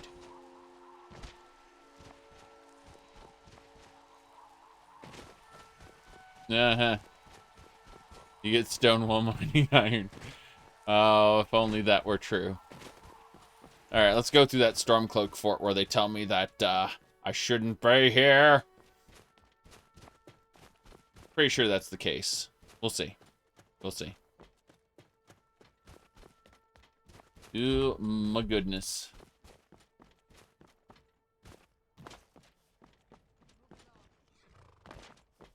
This doesn't concern you, friend. You're trespassing here. Move along. Move along. Wow. You saw that, right? Just the whole group of people going, move along. Move along. Move along, move along, move along. Yes.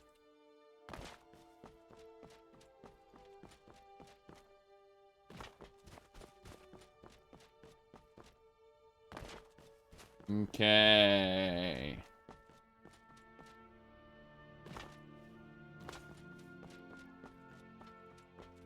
Quick save.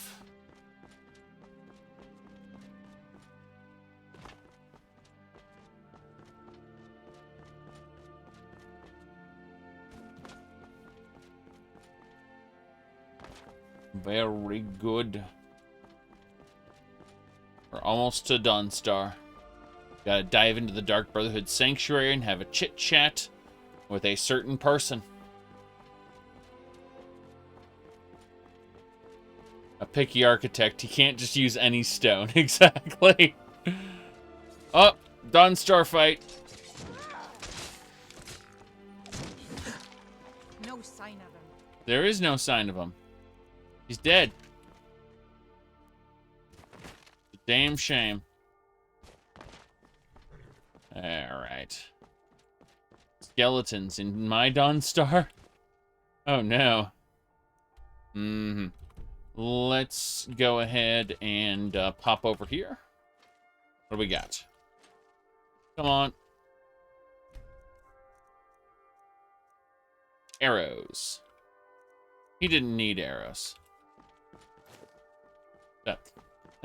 There should be a item on the missive board for us. Hello. No, she doesn't have anything to say. She just has really shiny clothes. We're going to the Wind Peak Inn really quick. Gonna have a chit-chat. Let me know if you need anything. Or take a seat by the fire and I'll send someone over. I'm sure you will. I'm sure you will. Hello, sir. Hi there. I'm sorry. My mind was just somewhere else. Hello, Do you miss. need a room, drink. Yeah, your mind was somewhere else, so I'm talking to her. If you were paying attention, I would have talked to you first, but, any rumors? They say Falion of Morthal has studied vampires, Draugr, and all matter of undead. Got it. Well, let's see. I guess there's nothing we need here. I thought maybe there'd be a job for us. What are you looking at? Uh-huh. I take it, your name's Theron. I'm here about the job. Ooh. Not yet. Not yet. That'll be later. The job is at a later point in time. Oh, jeez. No, we got Dark Brosenhood, terrible Dark Brosenhood fan fiction to do. We're talking Oblivion level stuff, and not the cool Oblivion level stuff where we do a murder mystery. No. We're talking fanfiction-y stuff. First, let's listen to what the Night Mother has to say. Someone. Thanks, Ciceru. Good thing you're here. Yet another child has prayed to their mother. Speak with the desperate gambler at the barracks in Windhelm. Accept his gold, then eliminate the target. So begins a contract bound in blood. Kill someone. Okay. That is done. What do you think Babette really is? No idea. Alright, it's time to do a quest, one of these terrible fanfiction quests. Oh, what do you need, my friend? Come on, Vala. Yes, listener. Where are we headed? We are going to add another member to the family. Are you open to ideas? Good.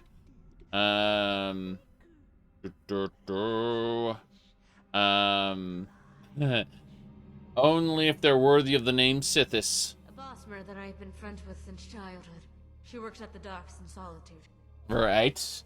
Really? Neither is a rich girl from a prominent family. You'll have to meet her. I suppose I will. So, that's fine. A Bosmer girl. We're going to meet them at the abandoned shacky. I can't wait to go to the abandoned shack. Gonna be a lot of fun. Let's see. Yeah, we saved there before we talked to her. That's good. Then we'll save again now that we did talk to her.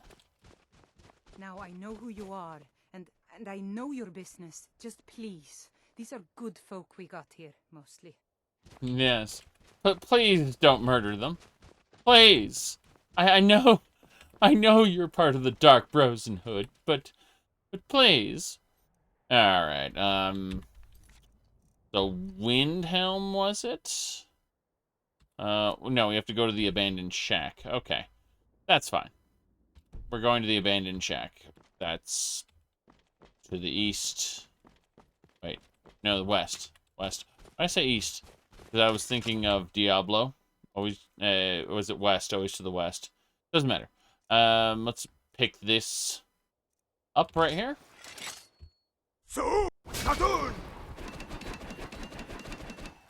Yes, go to the abandoned shack. The only abandoned shack in all of Skyrim. Technically, there are 3 abandoned shacks in Skyrim, but there's only one that's relevant to the Dark Brosenhood. And so, yeah. This is a multi-track quest, which is just weird. That's all I have to say about that. My goodness. They pay tax on it? The taxes, you say? Let me see here.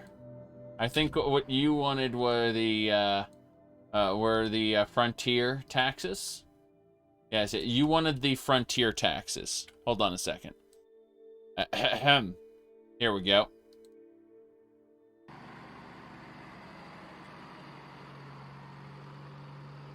The Brotherhood and the Cross. Been a long time since I've seen the kind of work you've laid down today. A damn long time. I'm getting out of here.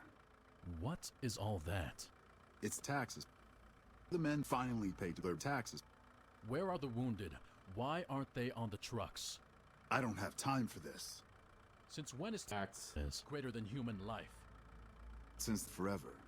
Now stop stalling. Get out there and do your fucking taxes already. Sheesh. Fuck this place. Don't let that son of a bitch get away.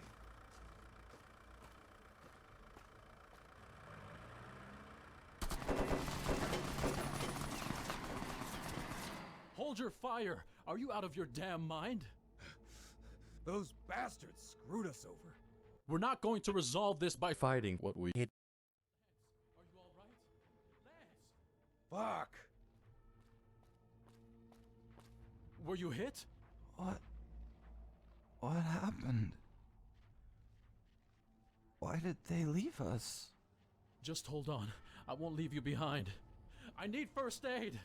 I thought we were Battle Brothers. Yes. There you go. That's it's called General Lee Oliver Collects Taxes Before the Frontier. Yes, that's that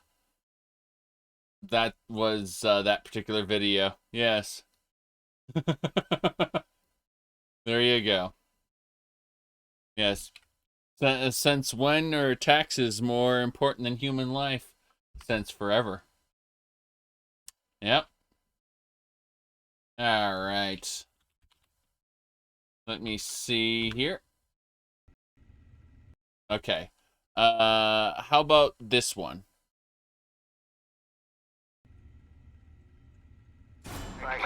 Fellow Californians, I have come so far to answer the call to service put forth by the Republic. Who the hell are you? What do you want with us? Hey, Drax, what the hell are you waiting for? You want to get shot? Let's go. The walls!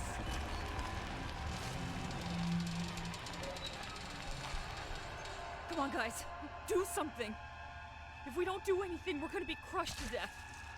Stay calm. I don't think he plans to kill us just yet.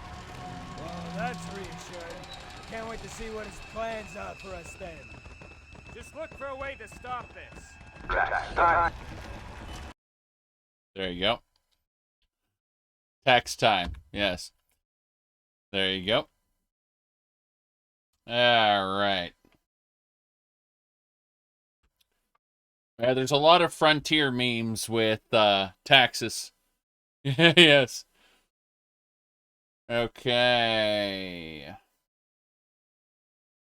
All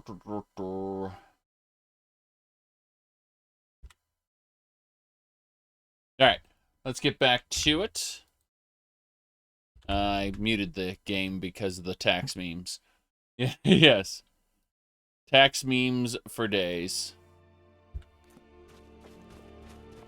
Now, let's figure out where the hell we're going. We are going over to the abandoned shack, which is a loop-de-doop around... Wait. Kill it! Kill the wolf! Victory is ours. I've always wanted to say that. It's behind you! Ah! Oh, good work. That takes care of that. By the way, this lady, she's insane. And by that, I mean, look at the size of her head. Look at the size of her head.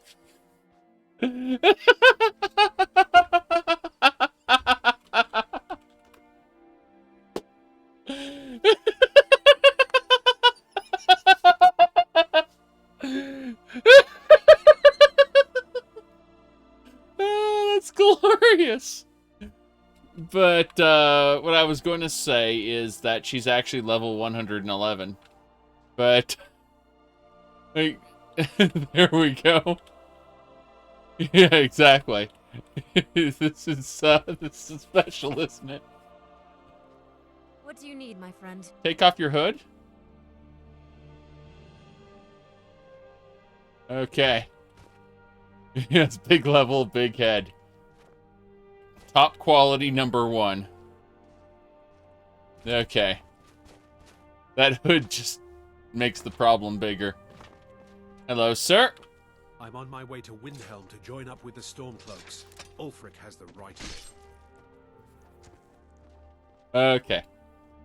Very good. Oh, hi, listener, she says. Yes. Ulfric had the right of it, he said. And then he died. They're probably taking his soul, too. He's, squirting a lot of blood out. There we go. Oof.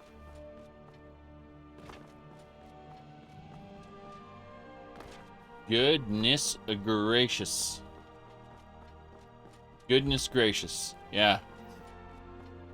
On my way to Windhelm to join up with the Stormcloaks. Ulfric had the right of it. Blah. That's basically it. Yerp. Good, good, good. So, let's see what we got. So we are heading to the abandoned shack. We should probably just cut hard over instead of going to the conjure. We'll clear the conjurer's caravan. It's okay. Let's do it. This caravan usually has an enemy around. Or two. Huh. The conjurer is dead under the... I'm used to there being a bandit or something around here. Oh well, it doesn't matter. Conjurer's dead. Let's extract his blood, heart, and flesh. Very good. Dragon Priest ashes. That was a nice loot. Potions, of course. How nice. I barely touched the basket and the alchemy ingredients went flying out of... Alright. No, wait, something is knocking them around. Like, there's some kind of big disturbance in the force. Yeah. Something's going on in that direction. You're not gonna die? Like this? Oh, it's a Frostbrigand matron. Damn. Level 32, and yet she's crazy. All over now. Good riddance, I say. Is that a power? That was some kind of power. That was weird. It was knocking everything around. Ooh. Redeem unredeemable villains. I actually like the idea of putting your, okay, so I like the idea of trying to put yourself, like, the viewer / the audience in the headspace of an unredeemable villain. And if an unredeemable villain actually gets away with what they did, it's not a good moral, obviously. You know, you have to frame it in some way that actually, how do I put this? That has a core message to it. Now, it doesn't have to be a good message. It could be, well, life sucks and it isn't fair, and sometimes the only way to move on with life is to just let the bad guy win. You know, to let the bad guy go, basically, in order to move on with your own life. Like, there are messages you can tell in your stories which would make sense in that sense, but fully redeem them, like turn them into a goody two-shoes? No, fuck off with that. There was a Japanese cartoon, and I'm only using this example because it's so off the wall and bonkers. But it was called Recreators, and the villain of the particular show was literally unstoppable. So they had to pretty much remove her reason to be pissed at everybody in order to... They basically had to placate her in order to end the conflict and have her walk off into the sunset with her girlfriend, just together, the two of them. And it's like, yeah, that happened. How many people did she kill? Tons of people. Man, there was nothing you could do about it. It was an interesting take on it because... You said even anti-heroes being glorified is good guys. Well, it wasn't... It was a victory in the sense that they were able to bring an end to this conflict that could have ended the world, right? But, the problem is that the actual villain was unstoppable in the sense that, like, none of the characters had the capacity to stop her. I was talking about Recreators. It's a terrible show for the most part, but it had an interesting twist at the end, where they had to literally resurrect the creator slash girlfriend, whatever, of the villain. Once the villain's creator was brought back to life, they were able to walk off together into the sunset, hand in hand, and walk out of the show, basically. And until they stopped and basically gave the villain what they wanted, it was doomsday scenario for them. But they were able to disarm the situation by making sure that the villain left happy. And it's because the villain was wrought with grief. She was doing all these terrible things because her creator was killed. That was the whole point. And that was her whole motivation as a villain. So the moment they resurrected that girl, her creator, they removed her motivation as a villain, and the whole series just kind of ended at that point. Like the whole conflict, the core conflict of the series, just ended like that. And up until that point, no one could stop her, the villain, because she was just that powerful. So it was, and the interesting part was the cast of characters were all legendary heroes from all these different types of stories. And so all these legendary heroes were humbled before a villain that they could not defeat. That was the core, like the main conflict was just these, all these legendary heroes. You don't like the villains are misunderstood and deserve a new perspective? No, I'm absolutely fine with the villains being misunderstood, provided they are what is known as a gateway villain. So, there are two types of villains for long-running media. There are gateway villains, and there are primary antagonists. A gateway villain can make an evolution into an anti-hero, or a mentor, or any sort of other character type. That's what a gateway villain can do. Whereas a main villain probably shouldn't be redeemed because it would undercut the entire story. I mentioned Recreators because it did something that no media should really attempt to do. It didn't redeem the villain, it placated the villain. It basically said, look, the villain won, you're all fucked. Move on with your lives. That's, that was the complete failure of the main character's, the hero's, journey, basically. Recreators basically had the heroes fail at their journey. And then the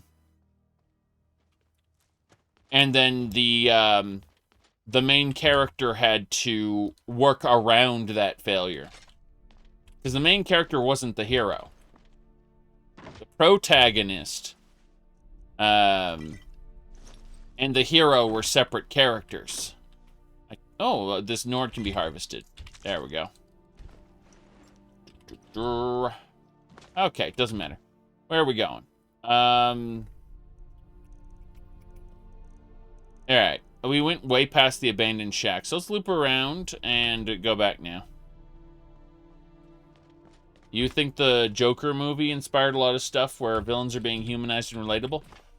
See, again, I don't mind the concept of a gateway villain or a minor villain being humanized and even, fully just misunderstood. They may have their own motivations, because then you can transform them into an anti-hero.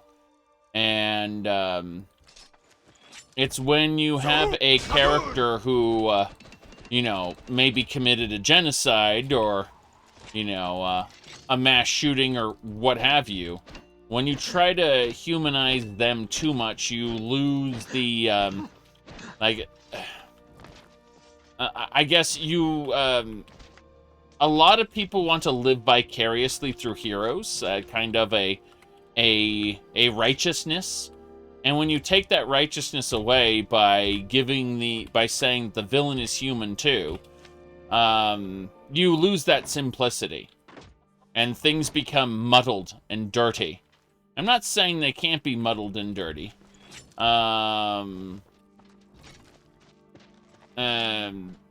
It's just that it isn't cheap, consumable media that people enjoy. It's, you know, it will upset a lot of people. And, you know, media that sets out to do that, to challenge your feelings, that's okay. Like, as long as it sets out to do that. But when a media betrays its own core messaging, by the way, that's Miko. Yes, that's Miko, the dog. Miko, the dog, lives here. It's true. You notice that the bed is gone where the old man was? The one who died? Yes. We have a horn that we can summon Miko whenever we want. Where'd you come from? Miko is technically essential. Yes. But, anyway. We're moving on. Not everything has to be a generic, oh, the hero rises up and defeats the villain. It's just that, I guess I have a problem where they will take a character or a story from an existing intellectual property where you have expectations that it's supposed to work this way. And then, you know, instead of it working like Superman, it works like Who Watches the Watchmen. And you can see where that would be an issue. It's like, we sat down to watch Superman, we didn't sit down to watch Watchmen. I actually enjoyed Watchmen very much. But if I wanted to sit down and watch Iron Man, which is the only Marvel movie I actually enjoyed from the past cinematic universe, and I got Watchmen instead with Iron Man's characters, I would be upset as well.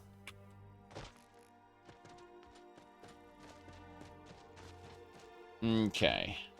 We're heading to the abandoned shack. Oh,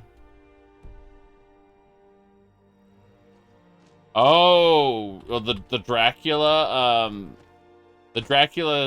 well, there's a Dracula series on Netflix. Are you talking about the Castlevania series? Because seasons 1 and 2 of that are great. Season 1 is a little heavy-handed with its criticism of Catholicism. I don't mind because I have no illusions of Catholicism being good. But,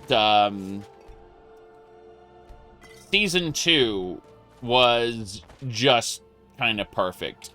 I would have preferred they had taken an extra episode to run through Dracula's castle before they actually fought Dracula himself. I felt like that was kind of rushed. And the whole resolution episode where Alucard just kind of sits in his empty castle is kind of bad. Don't get me wrong, I love an episode devoted to resolution. I just think that it's an empty resolution that actually doesn't bring much to the table. Then, of course, I'm fucking pissed in the next season when they ruin one of my favorite characters.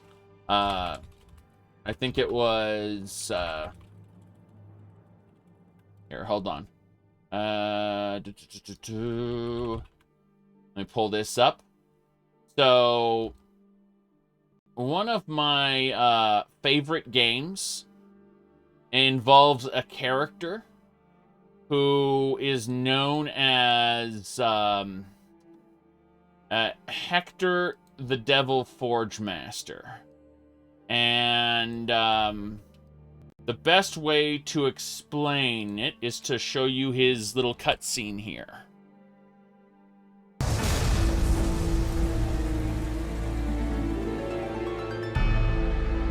There's Isaac, the crazy man.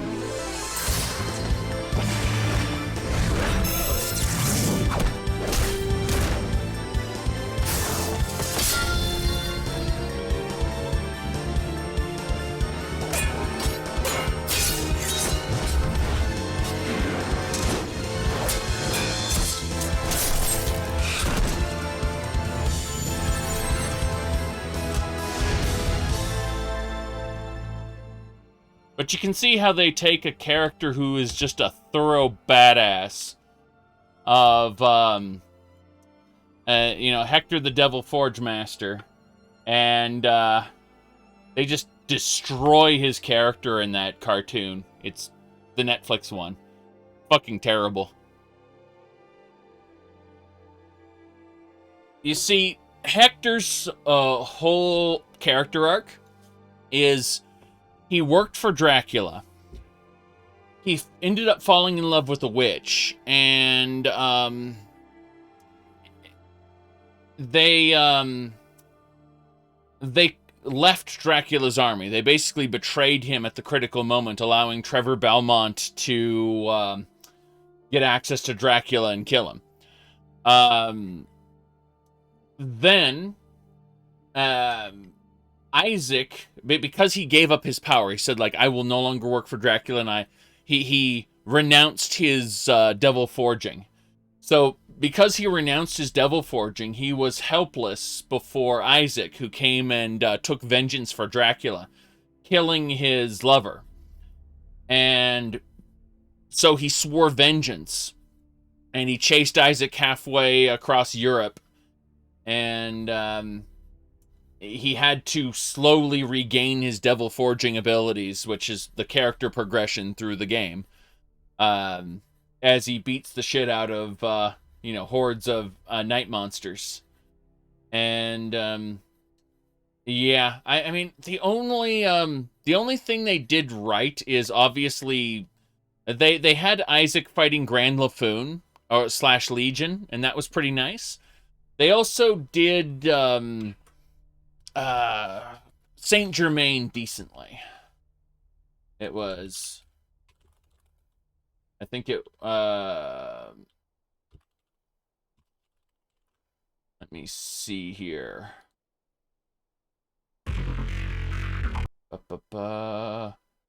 You grab this. Oh, an unexpected guest. So, Zed That flickering. Yikes. I see you were spying on us. But I am an expert at miraculous escapes. Despite that, however, I have fallen into his trap at last. Trap? What trap? Well, the space itself is a barrier. On. I could fight you. So is that your intent? To stop me by force? Not exactly. By fighting you, all that I need to know will be revealed.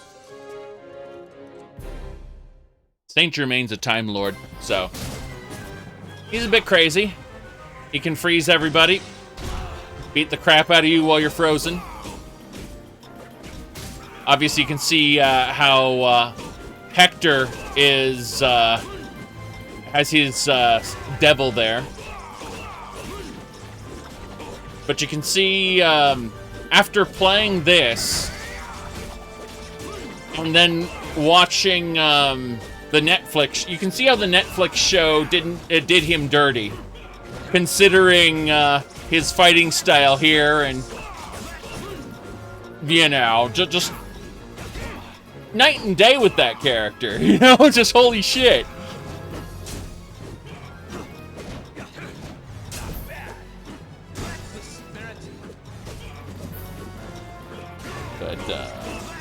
On.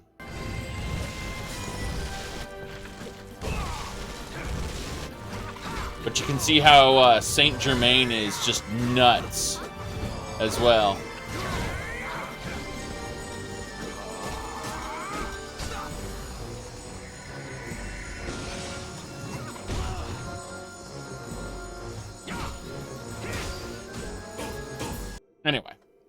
Point is that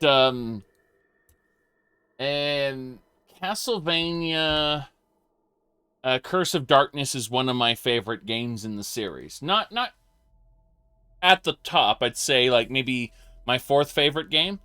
Keep in mind it's a long series, so I obviously prefer the Metroidvania games first, but yeah, I'd say Hector's like his game is my fourth favorite in the series, so the fact that they ruined him is not so good. Okay, let's go in the shack here. Gonna blow my nose too.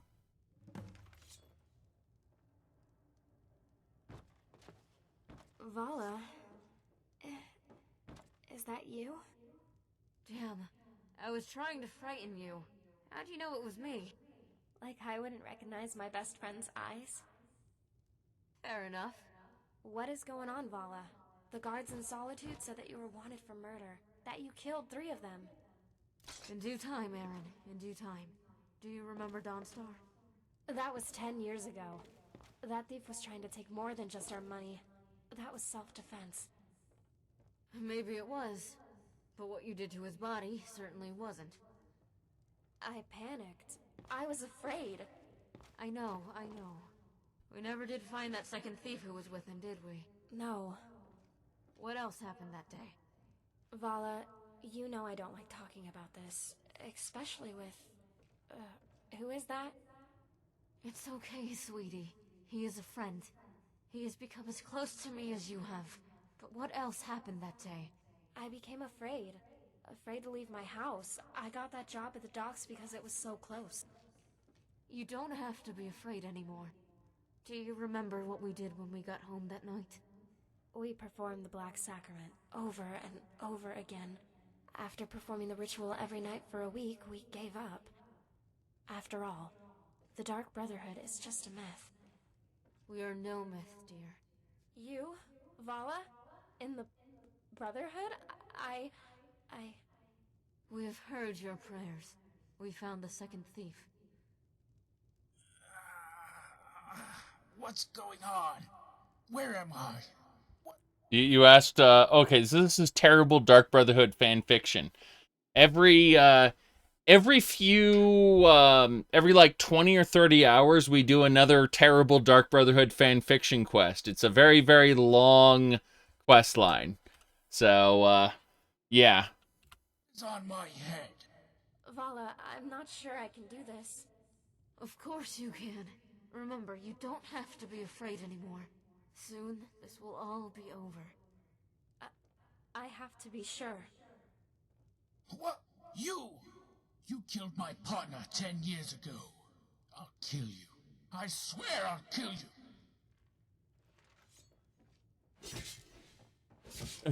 What the fuck?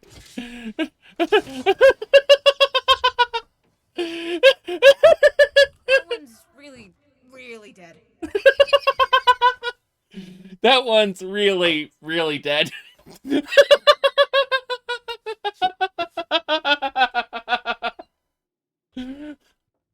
Okay, then. What do you need, my friend? Leave some people for the rest of us to kill.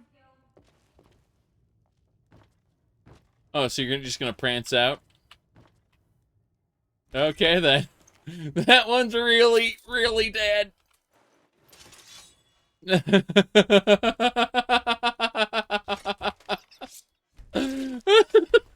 That's her generic dialogue when she sees the corpse. So she just arbitrarily decided that that's what she was going to do. Okay. Are you just gonna sit down there? Oh God. What is even happening anymore? Oh, hi, listener. See you around. So, your dialogue's broken. Everything about you's broken. That's great. Well, let's leave.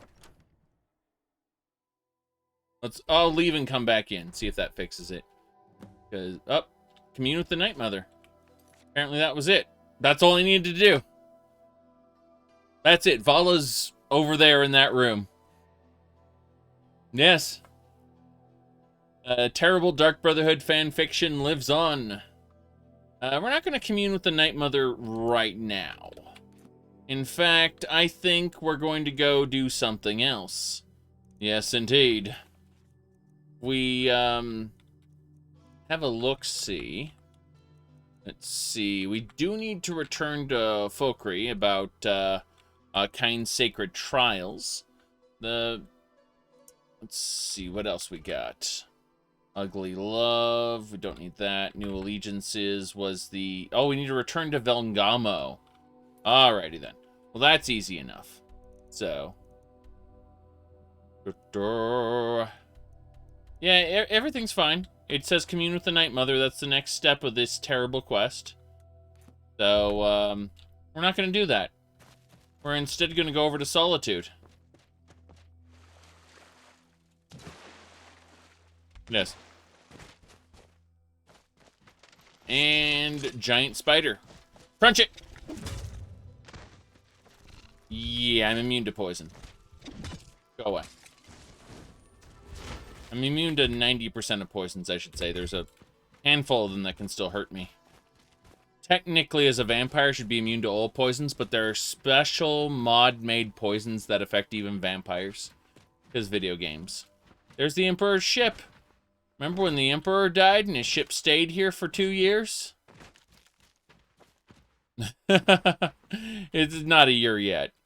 We're only, yeah, we're in mid-year 202 right now. So it's barely been a year. I don't need that. Let's get the hell out. Nirnroot. Yeah, right. What else do we need? There's a ship in the middle. What did this ship do? I forgot. Is it a good mod idea is to get rid of the ship? No, no, no. A better mod idea is to hijack the ship and take it all over Skyrim. All right. Get your pirate crew to replace it. Yes.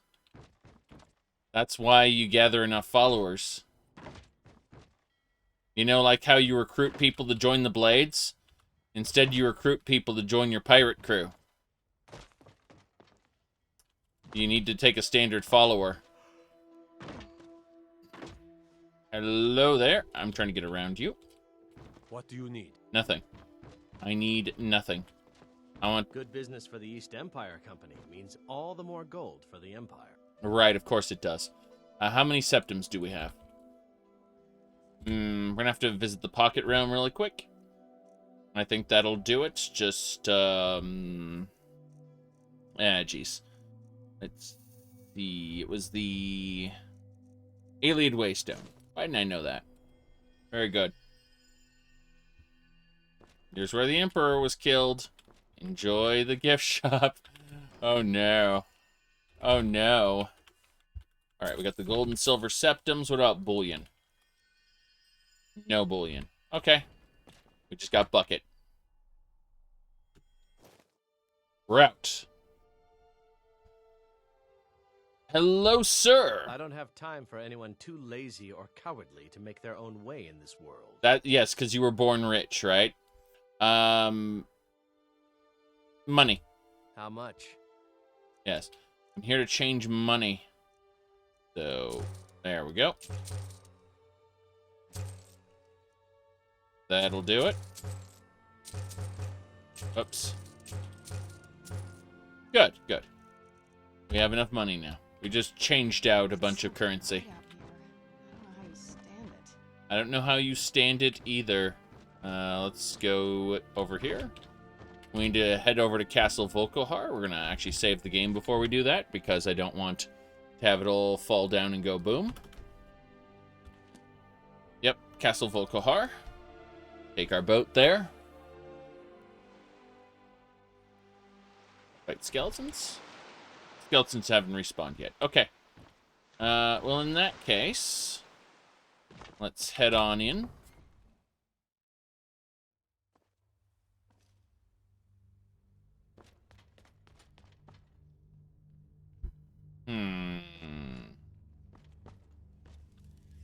time is it? It's 4 p.m. So I'm thinking we sleep for 13 hours. That'll get us to like 5:30 a.m. roughly. And we'll get the surge of vampiric power from the coffin. You look in the top corner of the screen. Surge of vampiric power. Explorers return from a dig. You feel well rested. Now... May the gods watch over your battles, friend. Okay, then. That's a lot of people. What do you need? Oh, you're a bard. And you? Slick. Swift hunting. You got a big bone there. A Khajiit with a big bone. Be afraid. Always be afraid. At least to Skyrim. I don't want to go to Skyrim. I want to loop around to a different location. There should be a passage I can go through over here. Yes, these are the Molog's Ball worshippers. Yes, they are. It's so good to see you. Yes, they should just be able to go out this way, and this should take me to the main courtyard. Good. So, from here, now that we're in the castle courtyard, I should just be able to head over to the next section, and that will get me out. It is only 5:41 a.m., so that's good. Volkahar Keep. This is the main section of the castle. The front section, I should say.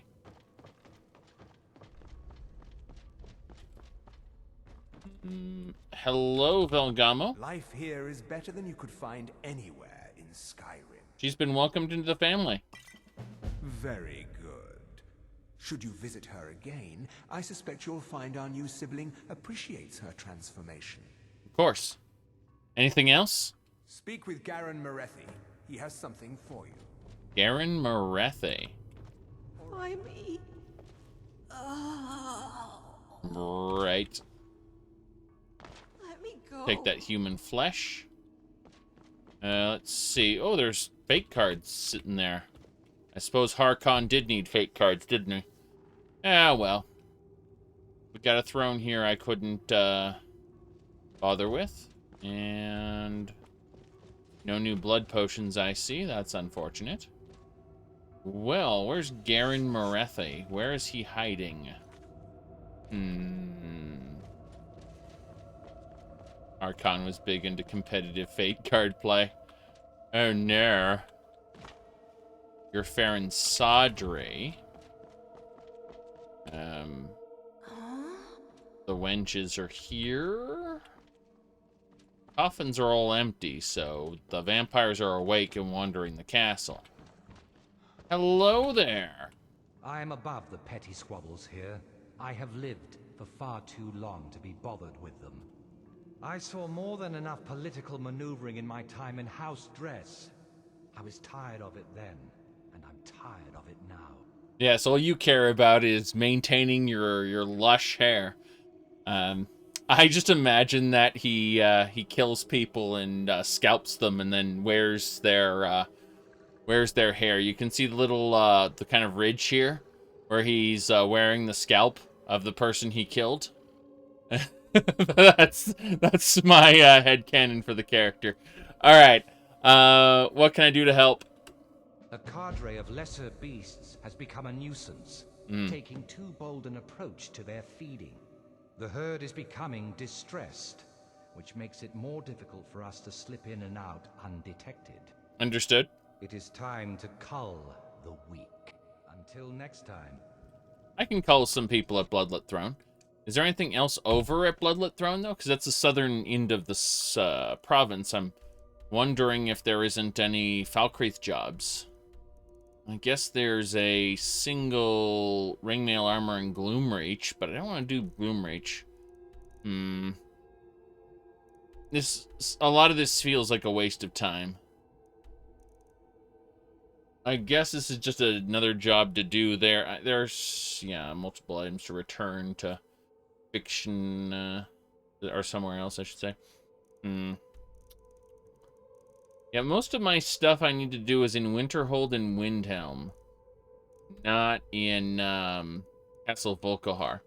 So I think I'm going to go ahead and take the boat to Windhelm, and we'll get some stuff done there. Then I suppose we can teleport ourselves back up. We don't need to collect the bounty today. That's a waste of time. Let's just go straight to Windhelm then. And we'll deal with things as they present themselves. Yes. Oh, my goodness. Okay. Let's just head out the front then after we drink from the chalice. I suppose we can't drink from the chalice because we drank from the chalice recently. It's a 7-day duration on the chalice now because of all the vampire parts I've assembled. Oh, well. That'll do it. Jump, jump. Yeah, we'll just run around the outside of the castle really quick. But we can always kill one of these. Ta-da! Bonehawk. Claw, feathers, skull. The skull is extra and serves no real purpose. But, hey. Bonehawks.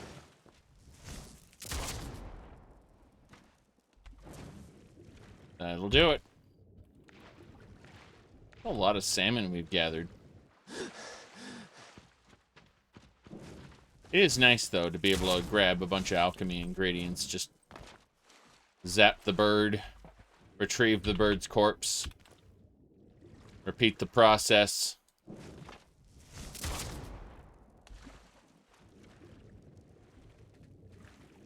Yep.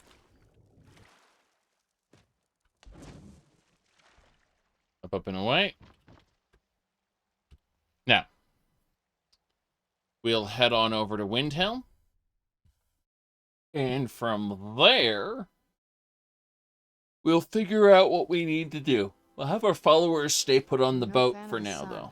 But it would be better than this. All right, Serana. Vampire Princess Serana. Always complaining about the weather. So, clear skies. How long does it take for it to take effect? Or does it take 2 shouts to do it? Apparently it takes 2 shouts. Another Dragon Soul absorbed. Kine really likes it when I do that. I mean, it doesn't matter. These Dragon Souls are worthless. The only thing I can do is use the Dragon Souls to create Dragon Soul ingots. What are you doing here? Whatever. You guys wait.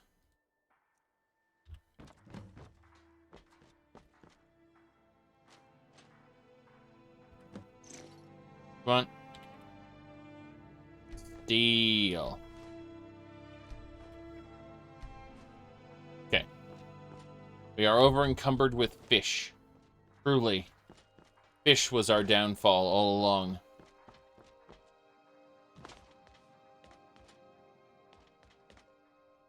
Now, let's see here. What do we got?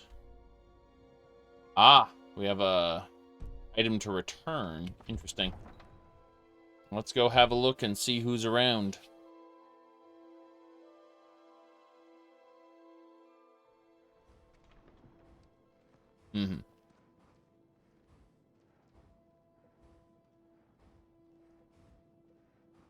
Okay. Who do I need to talk to now in the local town? Alright, there's a gold ring I need to return in the corner here. Which is... Who are you? Oh, you're just a refugee. Let's hear it. You know, if someone doesn't have a name and their name is just refugee, I don't think anyone would care if they died. If they just weren't around anymore, you know? I hope someday we'll get to know each other better. We will. We will, definitely. We'll definitely get to know each other better someday. Absolutely. Keep your hands to yourself. I see why the Nords like Skyrim. This crisp air is wonderful for the lungs. Here's your ring. Thank you. Here, this is for you. Yes. Okay. So we hunted the thief. Now we've got to collect a bounty. I like how the Hall of the Dead connects to the Palace of Kings. Cruel Sea, I have to return something. And I have to clear a house out as well. The difference between life and death is a swift steed. A swift steed, you bet. And when you get knocked off that steed, you die. There's actually a good chance you'll just crack your neck or be so wounded you can't defend yourself once you get knocked off your steed. There's so many situations where getting knocked off your horse is pretty much the end of you. Okay. What I want to do is I want to take septums. Let's grab like 1,000 septums roughly. That's good. Then we'll start putting some other stuff away as we can. Make sure we are not in a bad situation. I stole that person's club earlier just because I could do it. Not because I actually wanted the clubs, and I have a club that's been put away right now. Hello. Hail, companion. Hail, summoner. Conjure me up a warm bed, would you? Just a second. Okay, so for a warm bed, we need to fabricate an object. I have a lot of respect for the restoration schools. What's the matter? Skyrim could use nice person. Okay. Hear more about you. It's an obstructed space. Hold on. Yes. Stop obstructing my... Oh, this whole space is obstructed. Sorry, I can't conjure you up a bed here. Not in the obstructed space. Won't work. Let's dive in here.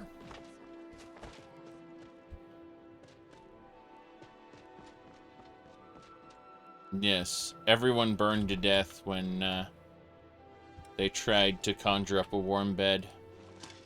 We're gonna use our magic to open this door. Open locks. Good. Easiest way into a master lock. What do we got? Target's upstairs.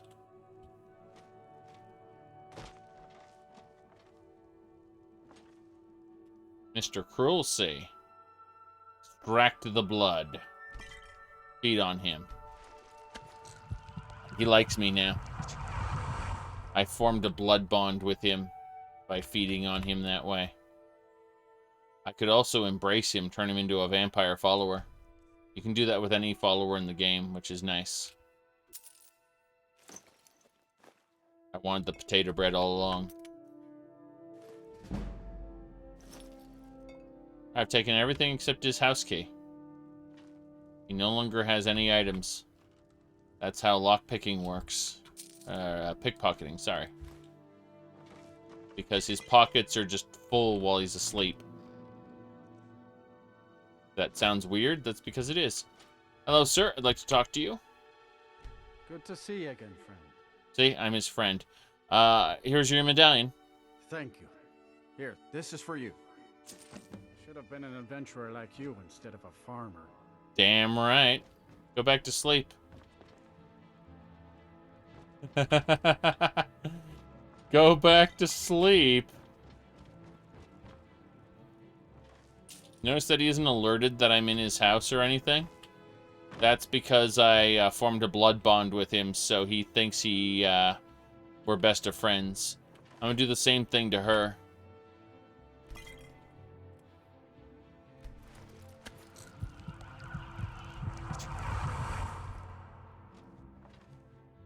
She's waking up right now, but she won't think anything of it. And I'll be able to break into this safe and steal all their stuff. So, open locks. Got a black pearl, a flawed diamond, a gold bullion worth 5,000 septums, various goldsmith bars, silver bullion worth 400, 56 ring shanks worth 10 apiece. And 8 silversmith bars. And finally a topaz. That is fine. Some of these potions are in such weird locations. Like, no one would keep their potions there and in that way. It just seems so strange. That's, oh, nice. A dwarven gold headdress. That's nice. Septums.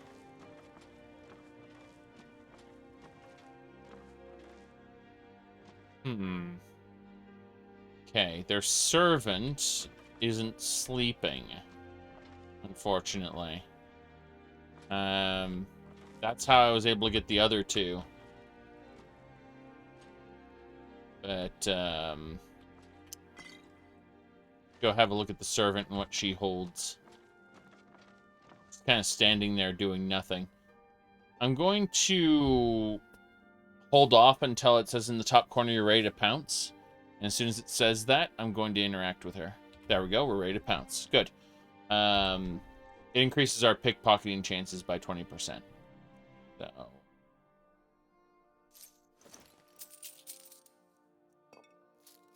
Good enough. That should do it. It's a decent amount of stolen goods. But, suppose we'll talk to her and see what she has to say. Now here's a man I'm glad to see. Yep, generic dialogue. She doesn't do anything, doesn't say anything. I could probably turn her into a vampire and force her to be a follower. It wouldn't do anything. It wouldn't be very effective, but there we go then. So yes.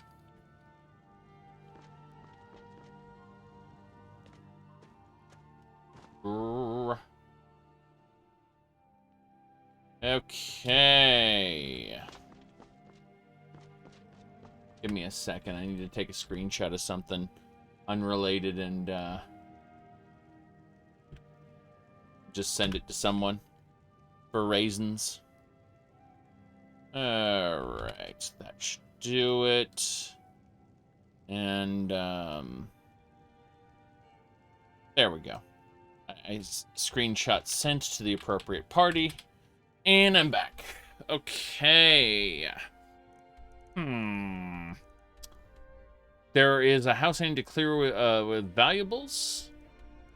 Very close by. Yes, it's right there. Hopefully everyone's out of their house by now. It's not that house. This house? No, it is the house behind me. Pretty sure I cleared this of valuables the last time, and they keep refilling it.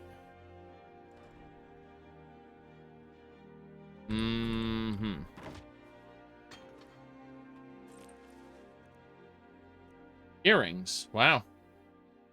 That's interesting. I don't find the jewelry bases, the what do you call it? The placements for them very immersive, despite it being called immersive jewelry. Once the jewelry is worn, it looks great, but when you're looking at it in a container, it's like, this looks like it's in a real world jewelry store, not Tamriel. Okay. One item, and yes, you see this candlestick I can't interact with? That's just the video game being the video game. Give me the salt.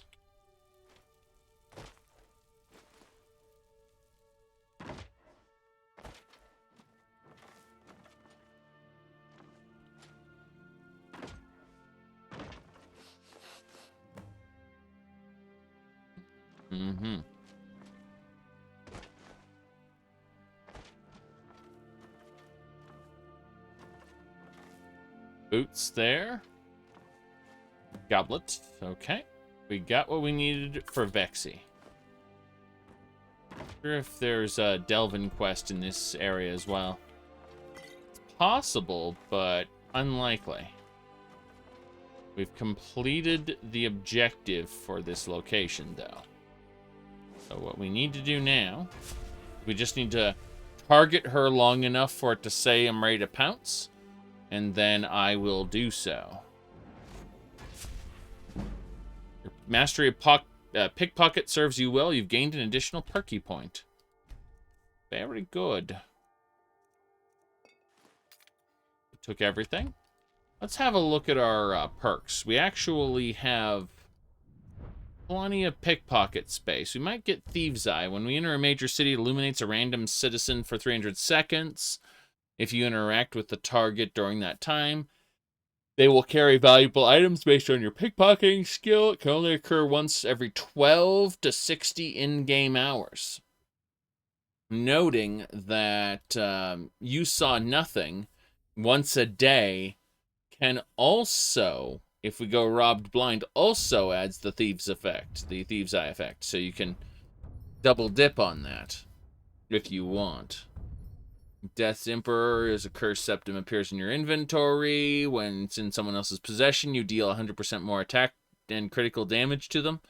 So you can reverse pickpocket that septum into their inventory and then kill them and get it back.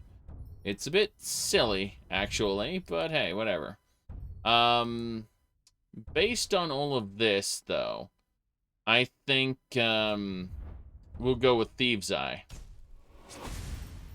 You can choose any item type to find. Gold, jewelry, books, ingredients, potions, ingots, scrolls. Those illuminated by the Thieves' Eye are 3 more times likely to carry item, a type that the player chooses. Let's save the game before we pick that perk, just in case we regret that perk. I feel like that might be a wise decision. So, gold, jewelry, books, ingredients, potions, ingots, and scrolls. Let's go with jewelry. I feel like jewelry is the best for this. So, we've chosen, whenever we go out into a major city, what'll happen is for 300 seconds, a random citizen will be illuminated in the streets. And that's our Thieves' Eye kicking in. And it will tell us that, hey, once every 12 to 60 in-game hours for 300 seconds, we can loot a really cool jewelry there. They'll carry some impossible-to-pick jewelry items. I believe that. However, we also have 25% increased chance to loot jewelry keys and gold. So, you know, it's fine. I'm okay with that. Having the impossible-to-pick stuff. In theory. Let me see here. I don't see the random citizen being illuminated, so I think we have to leave the town. Mighty Arcade, God of mortals, hear now the prayer. Yes, the prayer of your humble servant. Let's leave the city and go back in.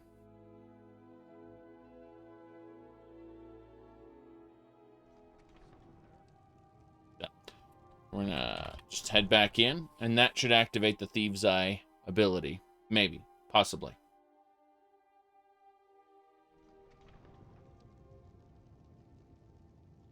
Okay.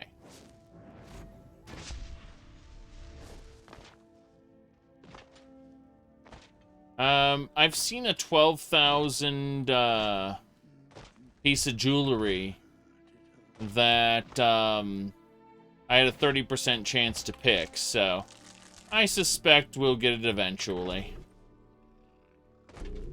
Not that big a deal. Yes.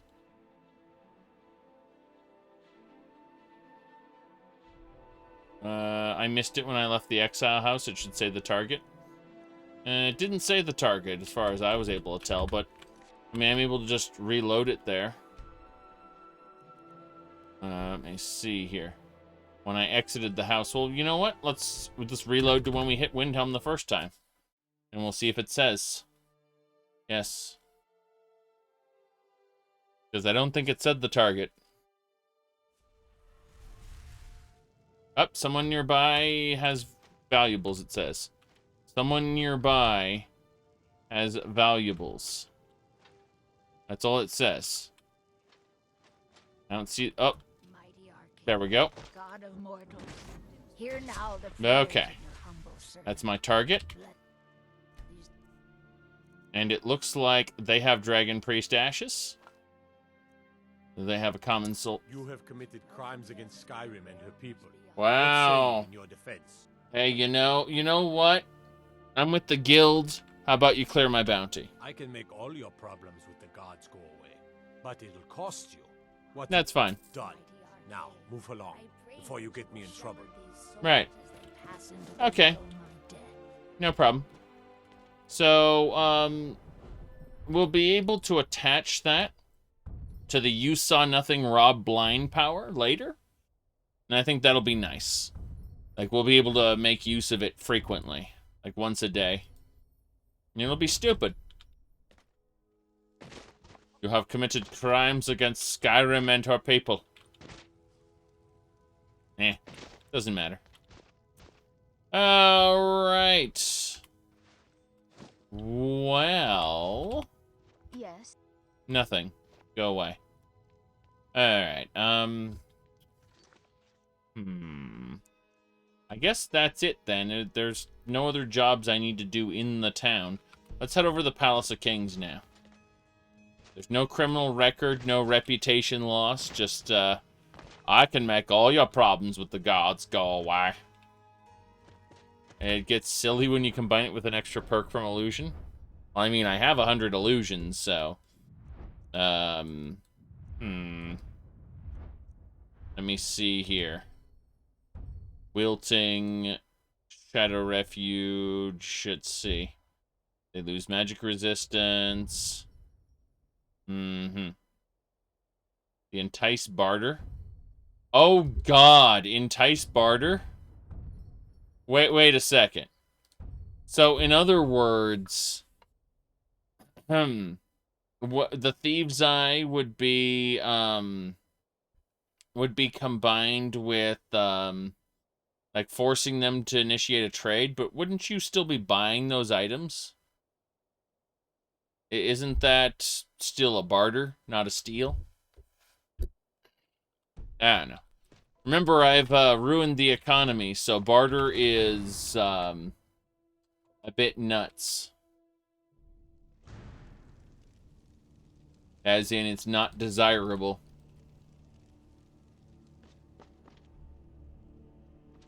Codlac Whitemane is a better place now. Or is there any place better than Solid?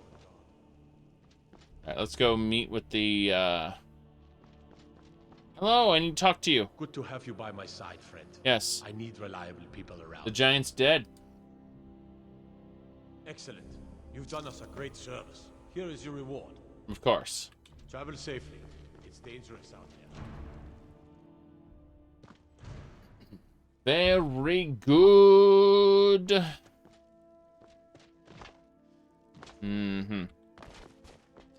So, we've done what we needed to do.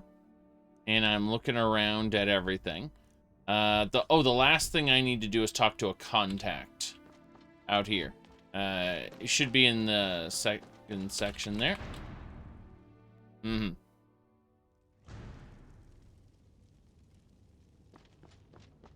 Pickpocket the gold back from Entice Barter. I suppose that might actually be a valid thing.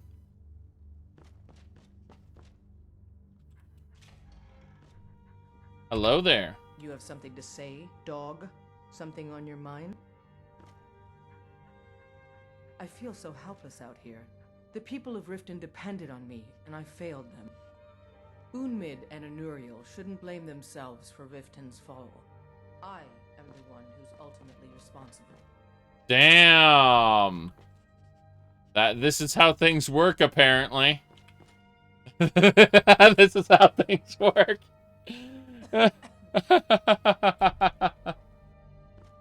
Oh, glorious. Riften's fall. Damn shame. Damn shame.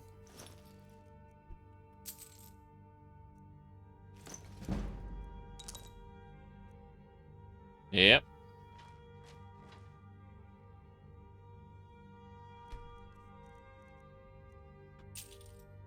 Yes, you want to talk to me? After everything you've done? How dare you? How you doing? You're nothing but trouble. Yep, that's one. Let's head over here. Where's Anuriel? There she is. There's Anuriel. Look at them. They're eating so happily. I hope the wilds claim you one of these days. Wow. I'm afraid my days as the steward of Riften has come to an end. The Imperials now control Riften and have placed Maven Blackbriar on the Jarl's throne. They have. They have. Because I am the one who made that decision. I'm the one who told them to put Maven Blackbriar on the throne. Perhaps the Stormcloaks might rally to take back Riften one day. Only time will tell. Mm-hmm. I don't like talking to someone who holds their honor so cheaply. I'm keeping my eye on you. I'm sure you are. Just a damn shame you have no idea. No idea. The truth. The truth is... Wait for it. I'm ready to pounce. Okay. She got... mashed potatoes. That's top quality right there. Mashed potatoes. Resistance to all magic. Necklace of bashing. Some septums there. Yes. Pickpocket! Huh? Pickpocket! Who are you? By order of the Jarl, stop right there. You caught me. I can make all your problems with the guards go away, but it'll cost you. What do you say? Keith, thank you for subscribing there. Anyway, clear my bounty, please. Done. Now move along before you get me in trouble. Yes. Those skill ups were well worth the trouble, in my opinion. Okay. Everything's good so far. Let's see. Oh, my contact was in here. The different areas are just a bit nuts. So many different side passages in the Palace of Kings. It's huge. So even though Palace of Kings is huge, extract the blood and feed. You know, I could probably embrace one of these guards and turn them into a follower. They wouldn't stay a follower permanently. They'd disappear when the game chose to reset them. What I'm doing is I'm forming blood bonds with these guards so they like me. No reason. They won't give me preferential dialogue or anything after the first time they talk to me. But it's just kind of funny. Plus, I can, you know, grab a... Suddenly they turn Imperial. That'd be funny. Just all the guards in the Windhelm Barracks spontaneously decide to support the Empire. And all raid Ulfric at the same time while he's asleep. Wouldn't that be terrible? Yes. Ulfric, you never should have come here. Well, more like, how did this happen? How did all these guards suddenly turn against us? Think us all lawless beasts. I'm proof of their ignorance. I actually think you're proof that you're all lawless beasts. Okay. I need to talk to this man here. Hello, sir. Are you the assassin from the... Well, there's this traveling dignitary in Solitude. I need her, you know. This gold will cover, right? You should unload some of that unwanted gear. Head over to Sadri's used wares. Talk to the elf. Talk to the elf. Yes. There we go, then. We did it. Amazing. Incredible. I seriously did... Oh, the Palace King cellar? Uh-oh. Uh-oh. What's in here? Salt? I see. Ale. Wine. Oh, wow. Celril Brothers wine. Okay. This is the good stuff. Mead. Oh, we don't need the Nord mead. Someone's approaching. I should get cover. Oh, jeez. What's happening here? Oh, it's just trespassing. Wait until the guards go away. Why? Why do the guards know I'm raiding the wine cellar?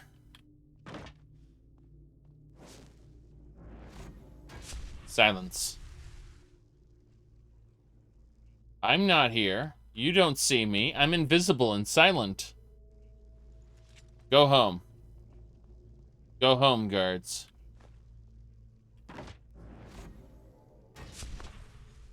Pickpocket, Windhelm guard. Ale.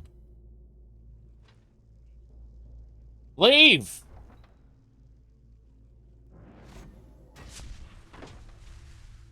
Okay. That's fine. Are they back? Why are they back? Sweets? Wow, Laffy Taffy treats. Mm-hmm. Okay. Porker meat. Cheese. This leads up to the Palace of Kings. Let's crack this open. Open locks.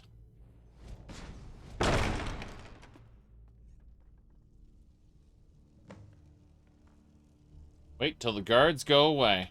Oh, jeez, it leads right into the kitchen. Thankfully, no one saw me. But, yeah, apparently the cellar connects to the... I mean, it makes sense. They have all the mead there. Dead animal and a blood bucket. Jeez. Yes, master lock on the wine cellar. Pretty much.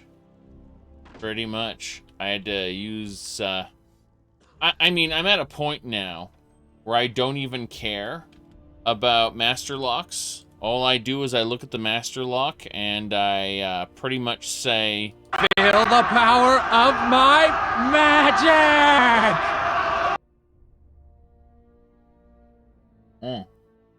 But I've already gotten lockpicking to 100 before I started using that spell. So, you know. I just wasn't willing to go in here. Robber's Eye, yes. Container.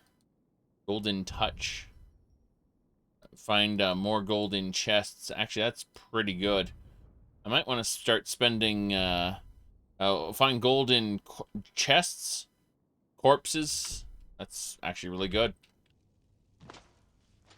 Oh, well. Let's get out of here. Oh, wow. Look at this. Yeah, I was kind of floating around. That's fine. Well, we got a visiting dignitary in Solitude to kill, but that'll be later, after we talk to the Night Mother again.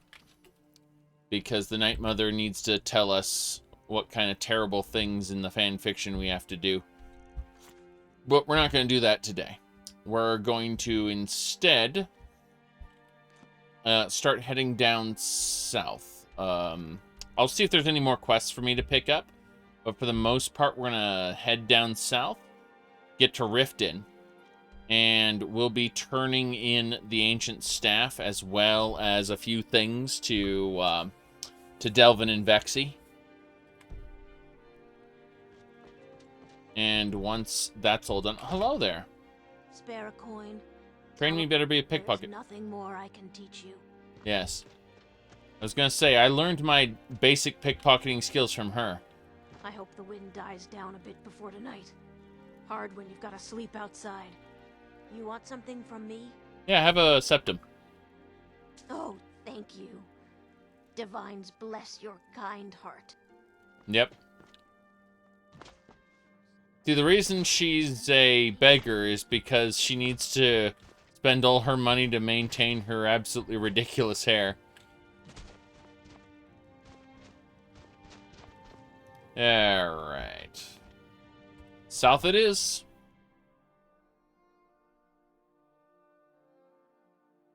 Said, up the north.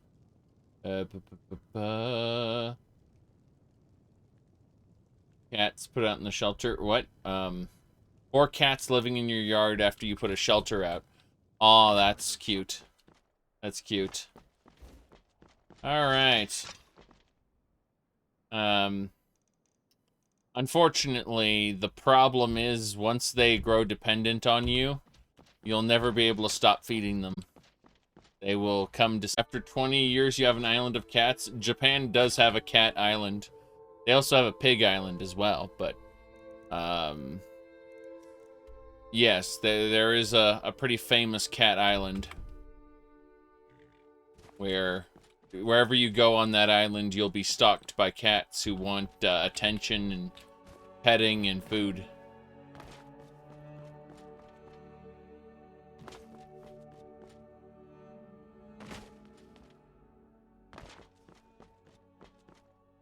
You said they have at least 3 cat islands? That's possible. Alright, we have to go the other way. We gotta go past Kynes Grove. I don't want to go to the Dragon Mound. I want to go kind of this way and up. Contemplating if there's anywhere else I want to go, and the answer is not right now. Yep.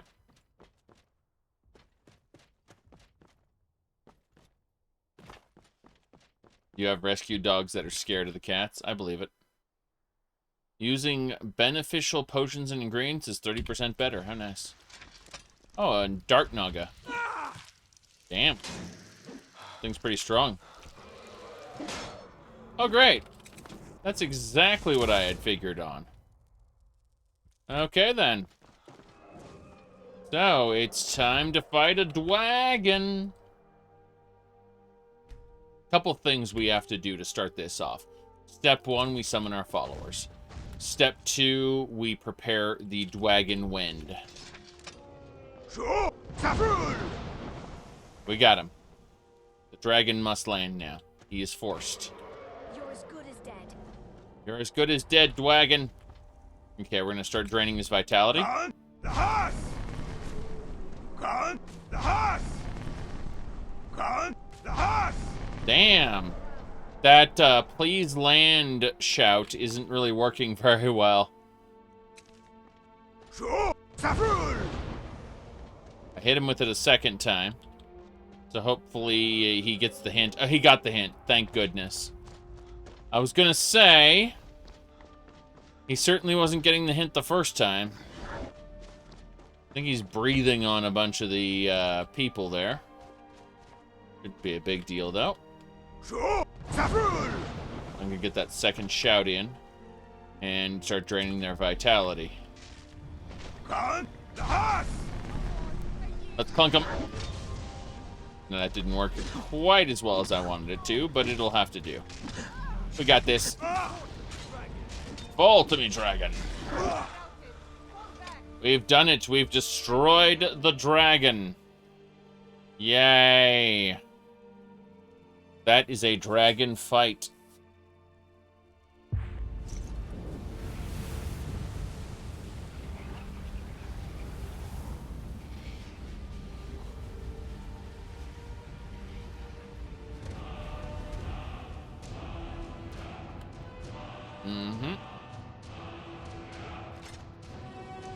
Draw its blood, harvest its ingredients, butcher its meat. It takes like 2 sections.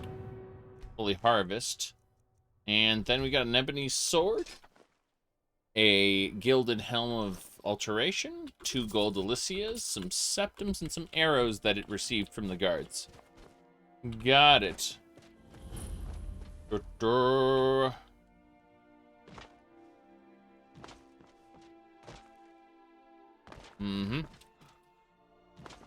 Pretty much Rinslayer. Pretty much. Did you see his original one? Because it's a kind of 2-parter thing.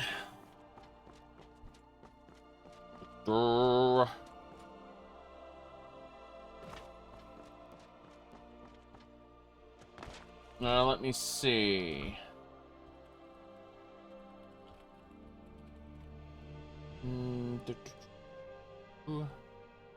Let me pull this up for you. There we go. All right.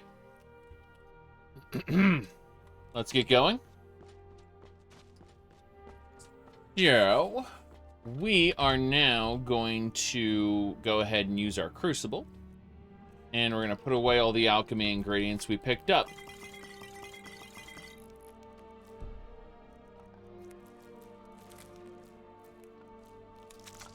We live in a society. And I was able to say that before we had a Joker movie.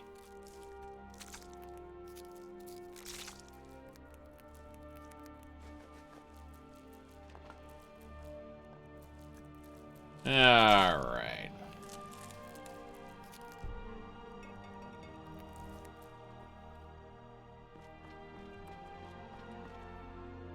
Yes.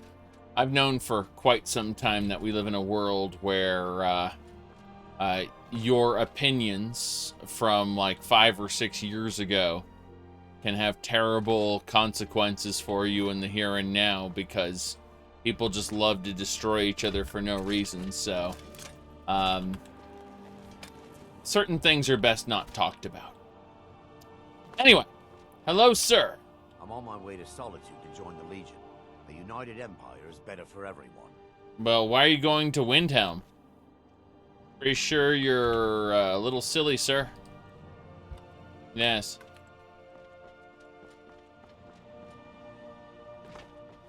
Anyway, compartmentalizing is the best way to handle things.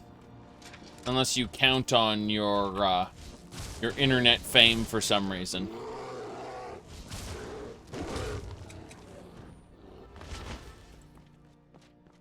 I definitely didn't back when I was in sales. Long, long ago. So I've got to say, that was some of the most beneficial time I've had. Where I learned to sell myself more than anything else. My ideas, I should say. I was able to apply ideas from sales and marketing to other aspects of my life. It worked out pretty well. Haven't done that job in a long time, though. Oh, we got an orc here. Fighting a saber cat. Fight the saber cat! Oh well, must have run off. Yeah, the saber cat must have run off. It's true. I don't have a black soul gem for this guy. I mean, I don't care too much, but let's put away our other stuff as well.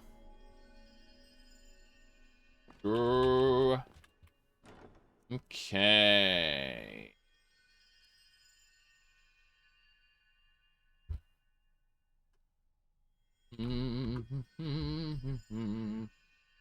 Yes.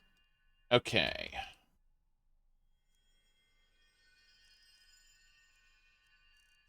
I mean, I've always been an extrovert, but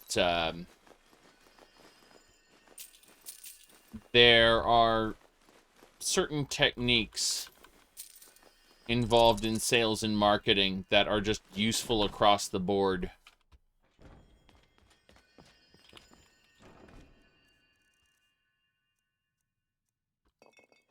Yeah, we're gonna finish putting this stuff away. God, that dragon meat is weighing me down. That makes sense. I was trying to figure out, okay, well, what's causing the problem? It's the dragon meat. Also, the 32 bottles of wine. Well, that might also cause an issue. Alright.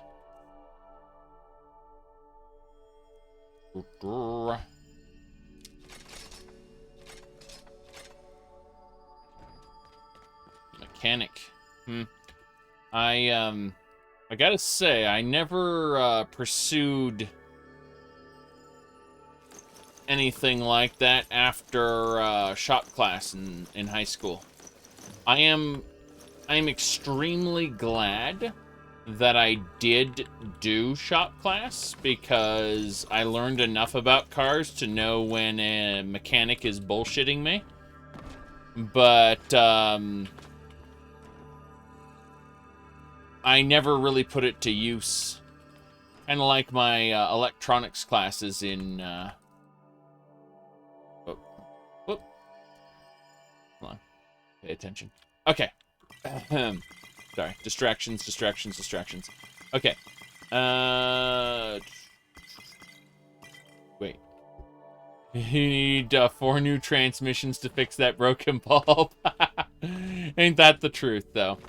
No, it's a case of, well, you know, the transmission itself is, going, really, and, why?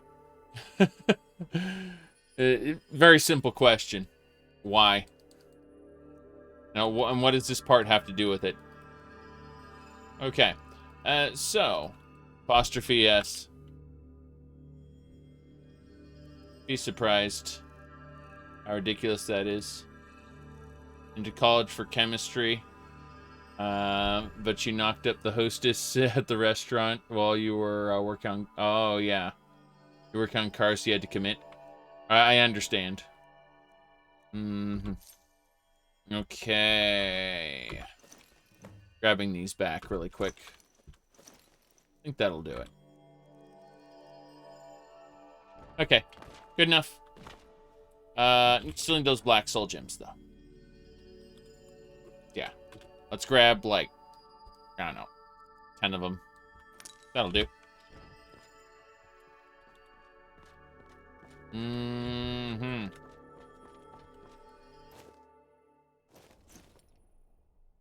All right.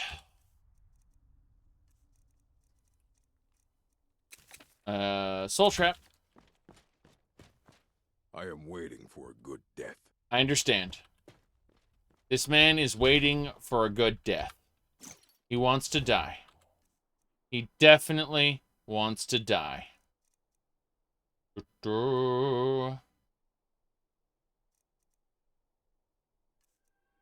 Scalpel. We are going to help this man die, and then we're going to take his soul as payment. Huh? Good.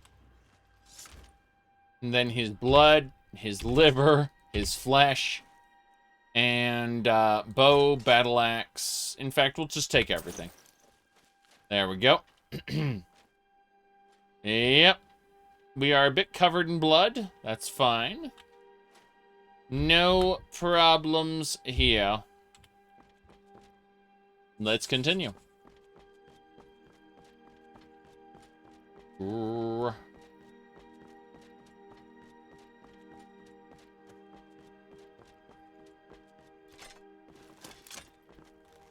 Ash pile. Interesting. Oh, where did my followers go? They fought the dragon and then they never followed me. Alright, guys. Please to be following. Thank you. What do you think, Romarn? Ready to get moving? Right. Alright then. Oh, wow. A Draman is fighting a Fire Lord. I wonder who's going to win. My bet's on the Draman.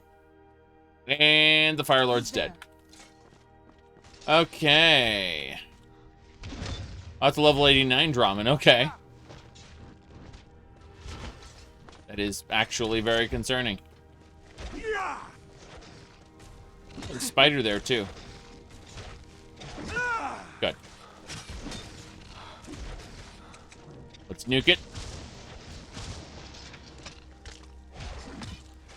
Got him. That was teamwork. Very good. Dragon Bone, Scale. Lycia's.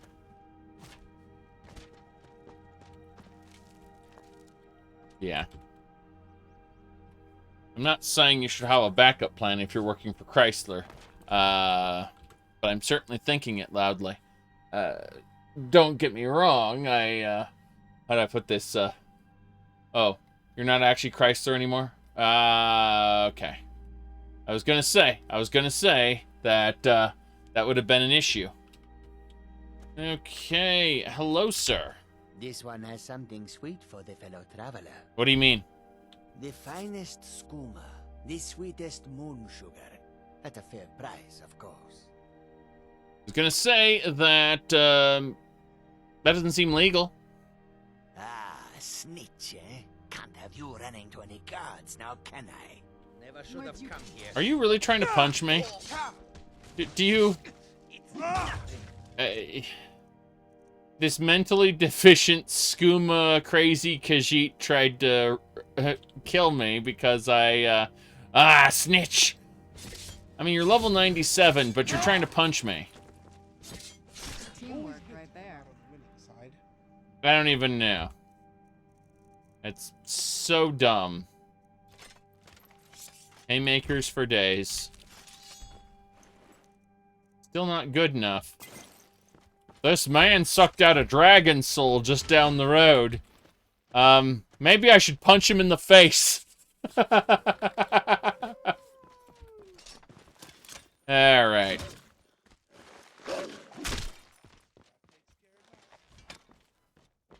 Let me see here. I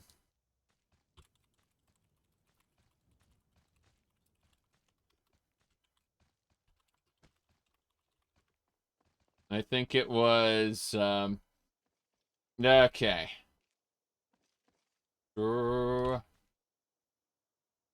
It was,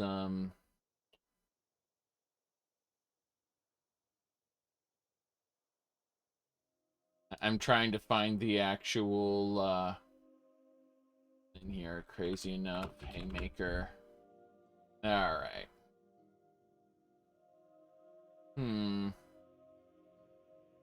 Yes.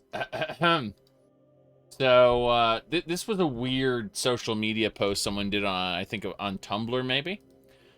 And it was, with Dracula getting punched in the face, right? You must be the Belmont. And someone explained it. There's only one clan of absolute fucking lunatics in this backwater, crazy enough to see an avatar of evil and throw a haymaker. Belmont, how you doing? How's the family? Yes, exactly. All right. All right. Let's go.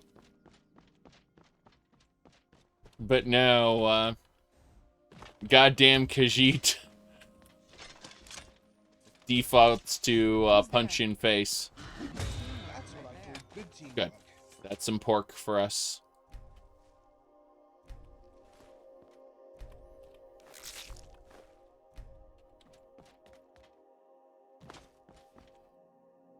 All right.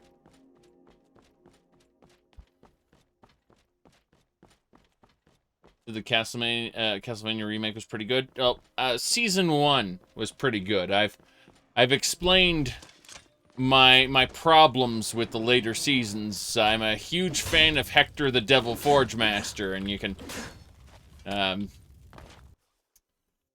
they didn't do a very good job with him at all. But season 2 of Castlevania, specifically leading up to Dracula's death, that was really well executed. I liked it. Season 1 was a little heavy-handed on the Catholicism bad train. I don't think Catholicism good personally, but you can tell when they're really pushing the oh, interesting. That's a hired bodyguard killing a wolf. Interesting. All right. But yeah, the later seasons kind of ruin Hector's character. I was gonna say, I think I still have the video up for that. The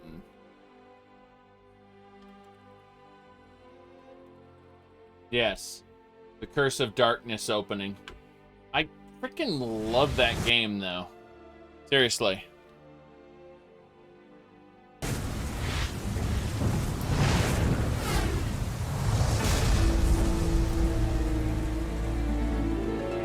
That's Hector, the Devil Forge Master. And there's Isaac. Yep.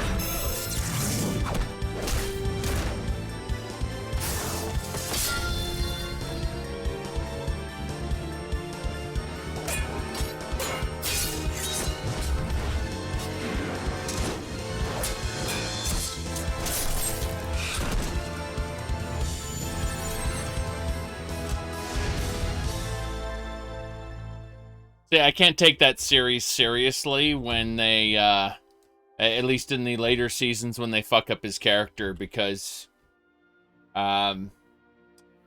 he's a badass trying to avenge his lover who was killed by Isaac in the original story. Isaac killed her because as retribution for him having betrayed Dracula. It was the witch Rosalie. Damn. Stormcloak skeletons. The dead Imperials here. Stormcloak skeletons! Where are they? Oh, jeez. No sign of him. No sign of him is right. Be careful. I will be careful. Oh god, they're reforming. Pretty sure somewhere here. Yep, there it is. That one's reforming. Dead again. No sign of him. Bam. Hector in that game wrecked Trevor. Well, Trevor was stupidly overpowered. So, yeah, he barely won the fight. Unless you're a stupidly good player.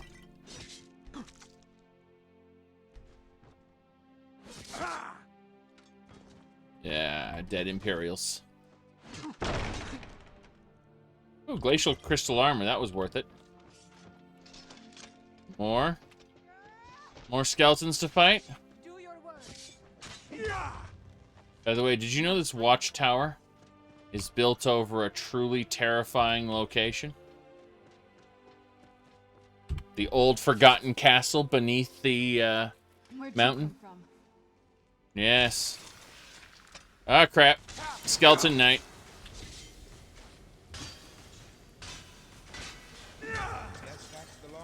Skeleton Knight's dead. Grab his bone meal. What's in this chest?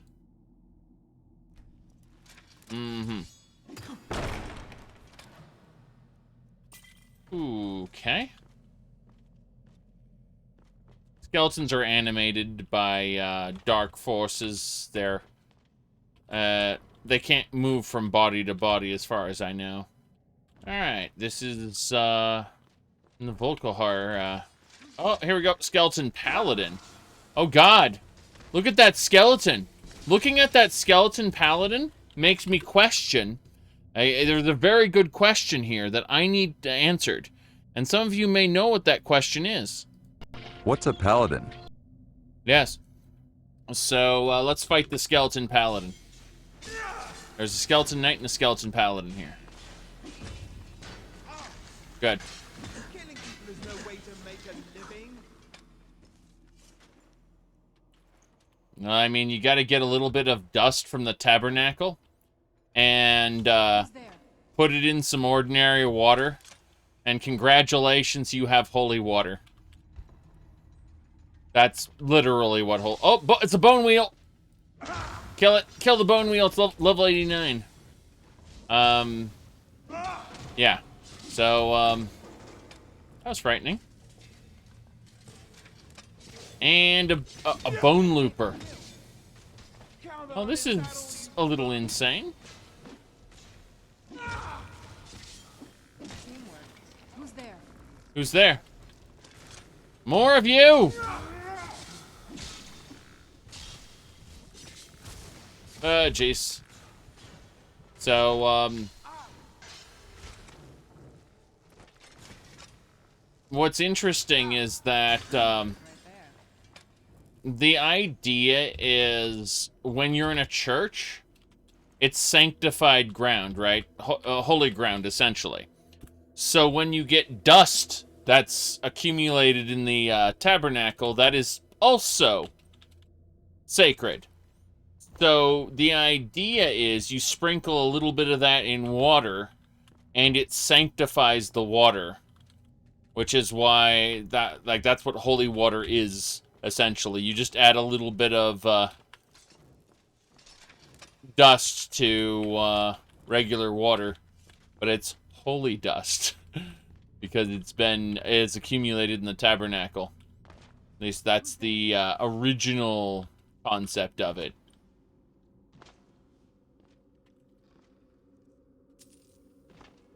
But you're gonna get someone who will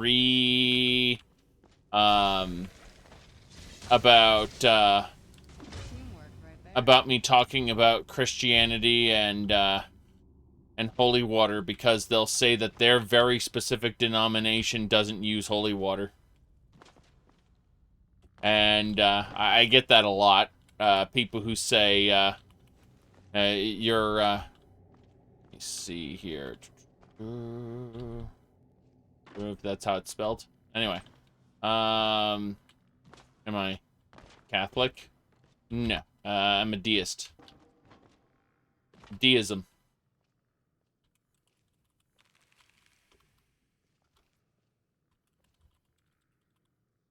Yeah.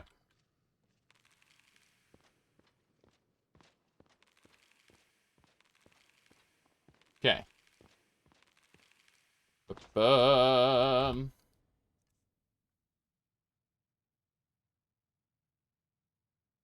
Yeah. Yeah, I can't use the time because we're in combat with something. God damn it. Alright.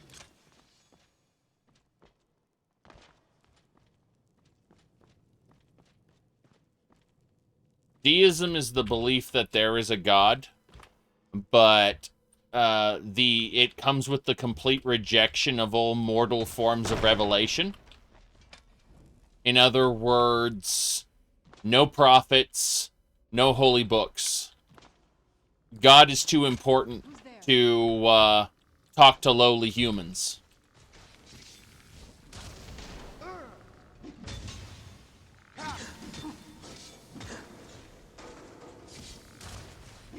All right.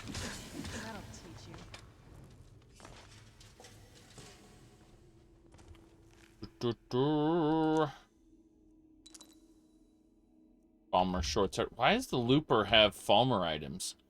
That's really weird. Okay.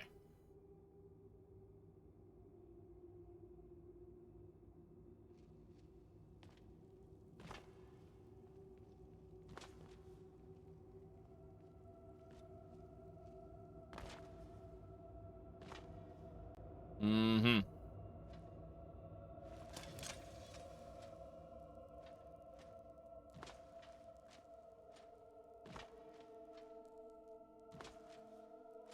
Oh, you're scared. You've been scared into thinking if you do real wrong, then he shall judge you. All right. Let me channel some religious nut for a second here. It doesn't actually matter what you do in life at all, because here's the deal. As long as you truly repent in your heart, then and seek forgiveness for whatever transgressions you did, you'll be forgiven. That's the whole point, is forgiveness and salvation, right? So it really doesn't matter what you've done, as long as you make absolutely certain to basically oh, hold on, go there. Hold on a second. There's a note. Ignore that. Distractions aplenty. It's a bit silly, in my opinion. But keep in mind, this is the same church where they would literally sell salvation on little pieces of paper. Yep.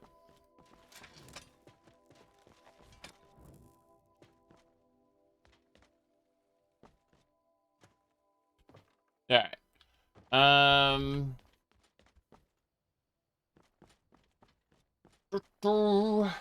If you believe in eternal suffering, that's what you're going to get. Yes.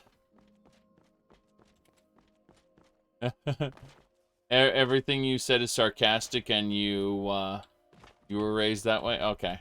Well, yeah. I came to understand a great many things while Go to new places and see the world. But it's true in my case.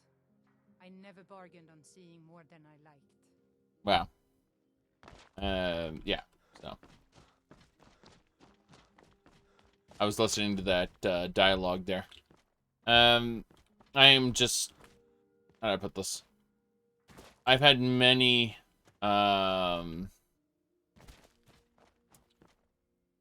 many opportunities to learn more about various religions, and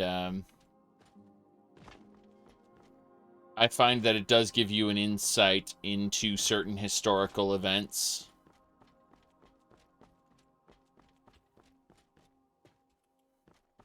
Because there are a lot of decisions that were made that are extremely irrational, that if you put into the lens of a specific religion, suddenly make a lot more sense.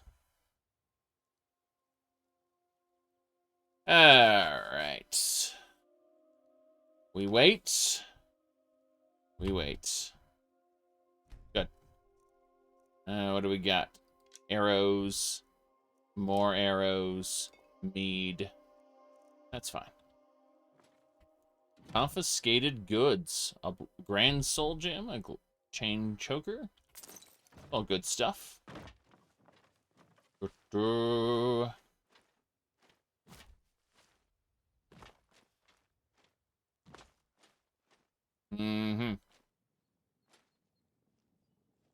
Talk of strange happenings at Autumnshade Clearing, just north of the lake. Really? My guess? Spriggans. Spriggans. You judge religions based on how they operate when they're the law of the land? Well, that's unfortunate. Take this and hold on to it. I'll be back for it later. What? Pay you good. But Don't lose there's it. a guard right here! Explain yourself. No time to talk. Snitch or double-cross me and I'll kill you. I mean it. What the hell is wrong with you? Where'd you come from?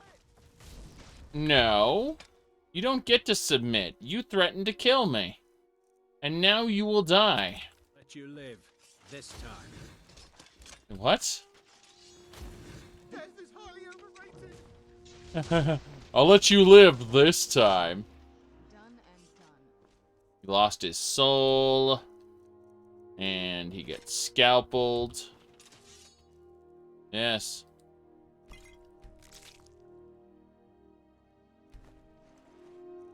Good, good, good. Axe of Radiance. Septum's there. Think we can go? Ah, yes, look at her. She's got her Frost Atronach. Very good. What is it? It's nothing, actually. It's absolutely nothing. I just want to steal everything from this location. Thank you very much. Alright.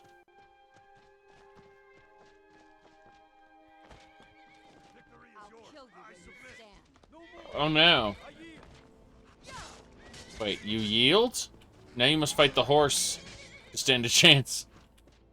Where'd you come from? Oh no. What's happening? She just killed an Imperial Guard. That Bandit Blade Master.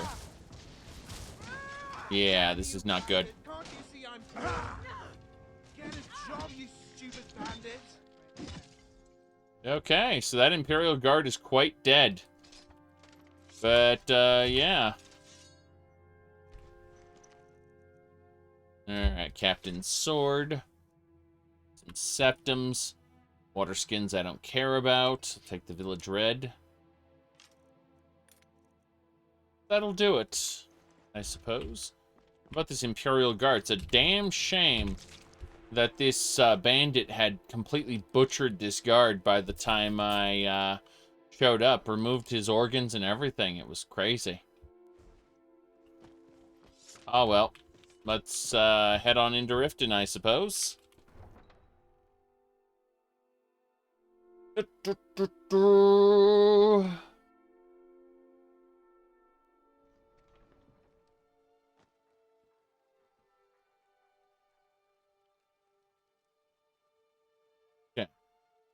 What do we have here?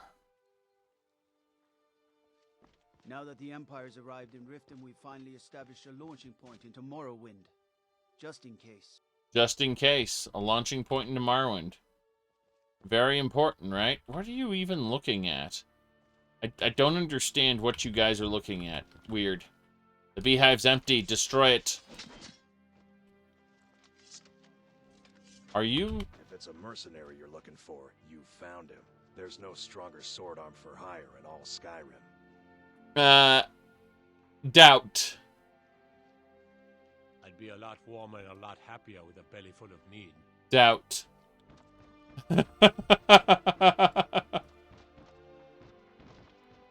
That old man sitting there. There's no stronger sword arm than mine.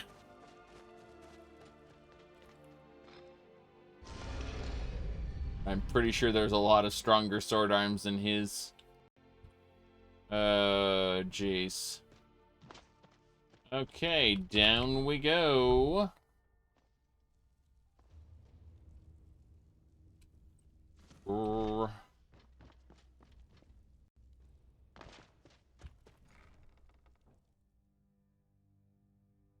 Yeah, but at one point I was talking about holy water on stream a previous time, and someone in the comment section started saying that it was only used by it wasn't used in real Christianity, quote unquote. Just Catholicism. It's like, excuse me, you don't know what you're talking about, sir. Like, you really, really don't know what you're talking about. And he started going, and that was that.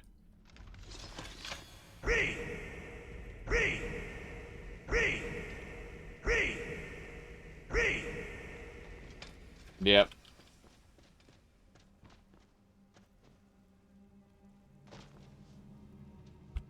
Alright, let's sit in the chair here.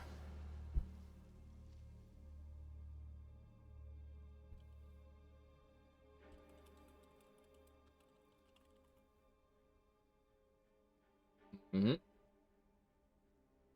of funny, because there are many types of Christianity that use holy water, and someone out there has decided that their very specific brand is, true Christianity.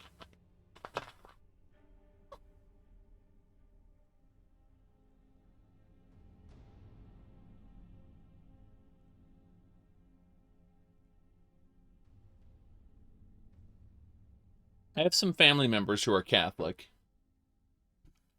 But, anyway. Hello, sir. Always a pleasure, boss. What can I do for you? I have finished the job. I hardly noticed you was gone. Got your share of the spoils right here, boss. Numbers job? Got all your gold ready, boss. You can count every coin. Good. Great. What you want to do? Numbers job, please. Have a client looking to have a rival's bid. Let's do it. Yeah, all righty. Good luck out there, boss.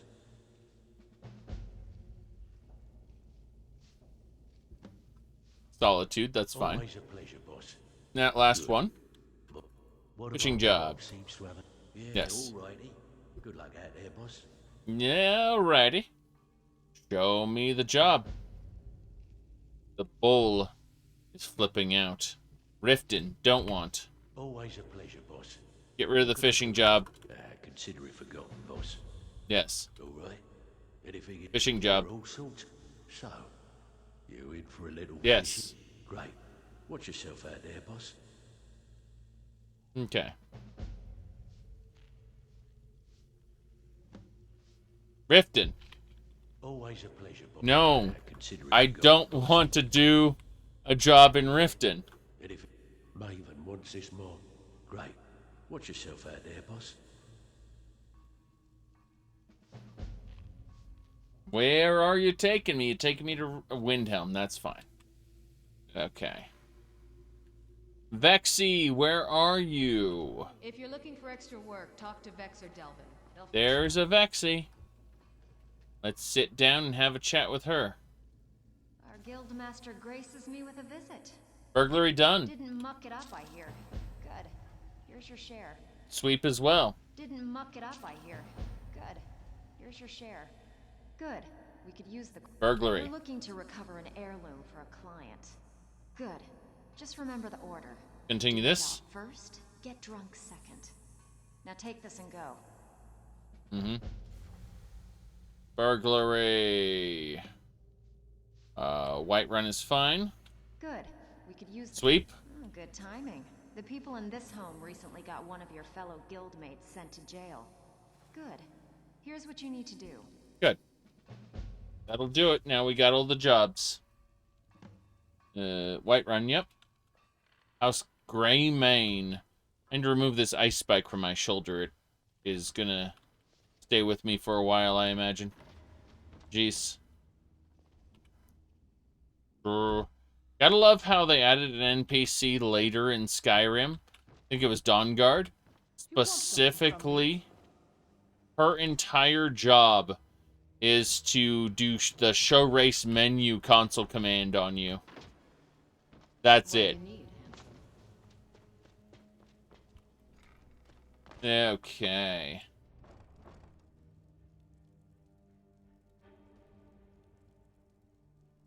Chatterend, are you forgetting the peasants on the Xbox, the PlayStation, and the Nintendo Switch who don't have access to console commands? Alright, let's get out of here.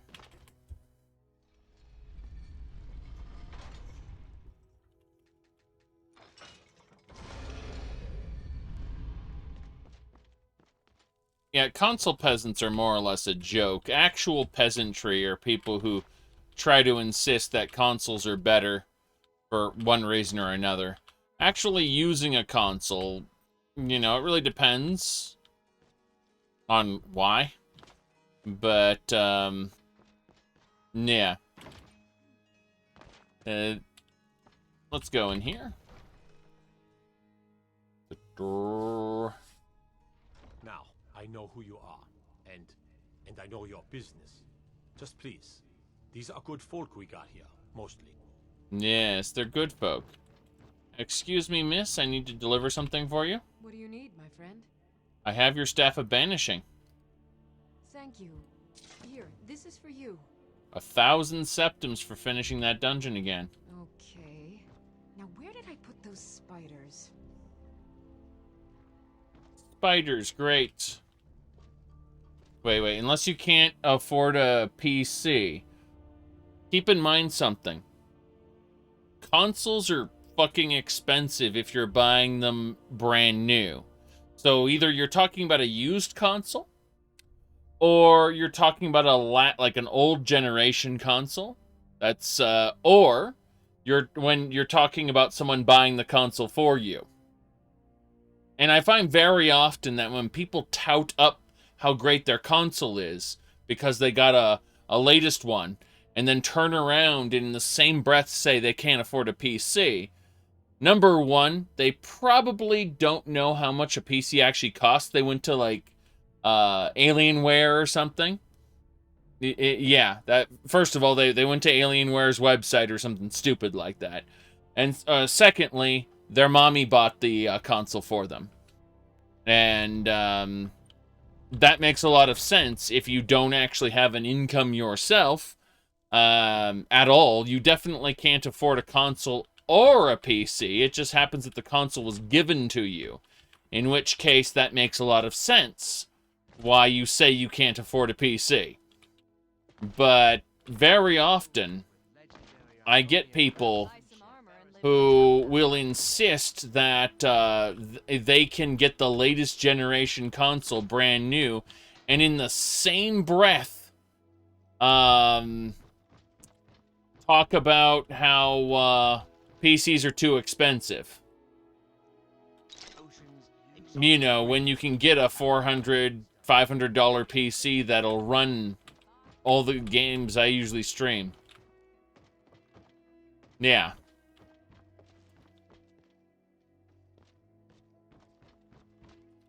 All right.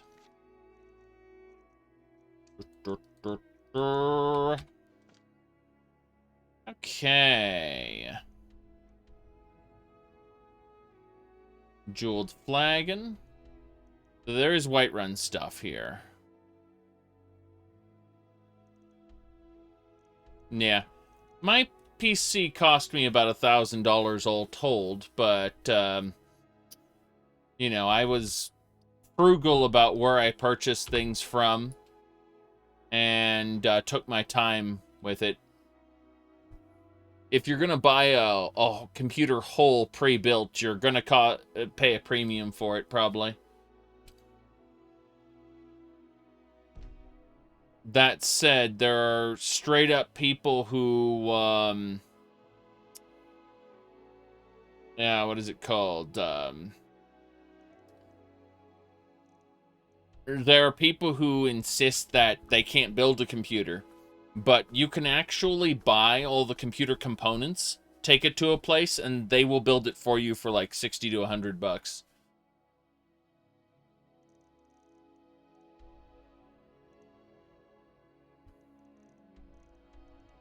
All right. The amount you save in is still better. Like, it's still a better value proposition. Yep. Greetings, honored friend.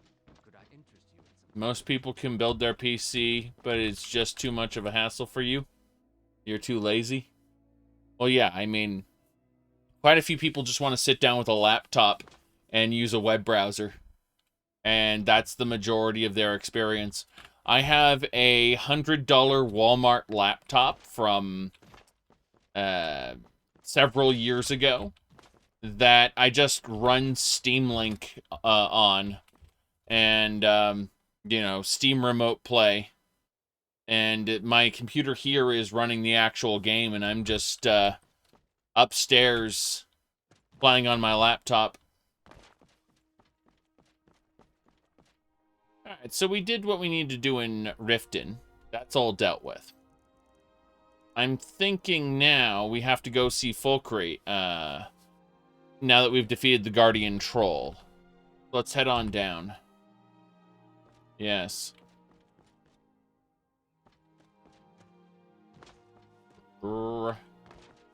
Yes, for simple people. Correct. Apple devices are also for simple people. I've mentioned this on multiple occasions. Oh, another Draman. Here we go. Ah, jeez, that hurt.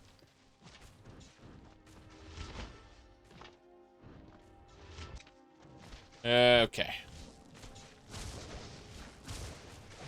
Got him. He's almost gone. Takes care of that. Woo. Good, good, good.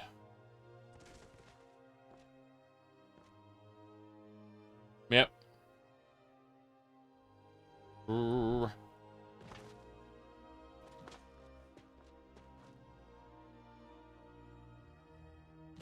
Don't try to get your family off of the Apple complex. I mean, Apple's products are for simple people, for sure. Makes perfect sense.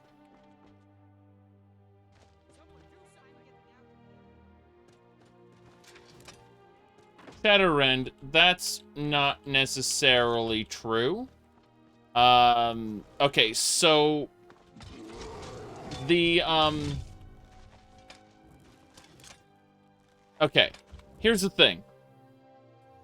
The RAM, the CPU, the fan, you know, that attaches to the CPU, even the hard drives are easy, right? They're like Legos. They snap together. That's it.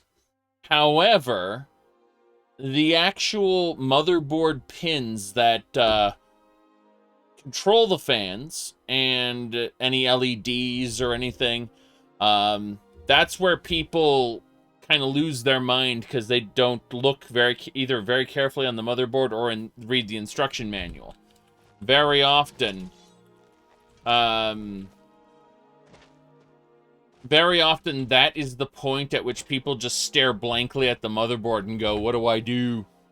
Is with all those little pins, like the PC speaker, the front panel button pins and such.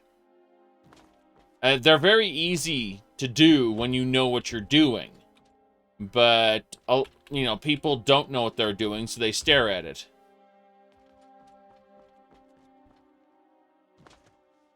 And they go, "This is too difficult, I don't understand." Yep.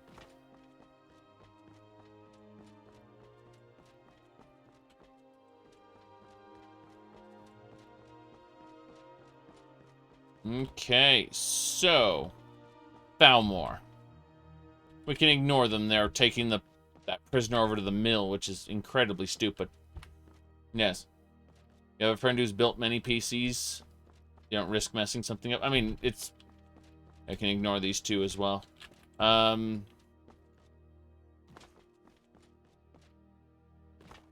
Yep. I don't mind. I mean, I built many a PC over the years. But, I've had other people have this issue.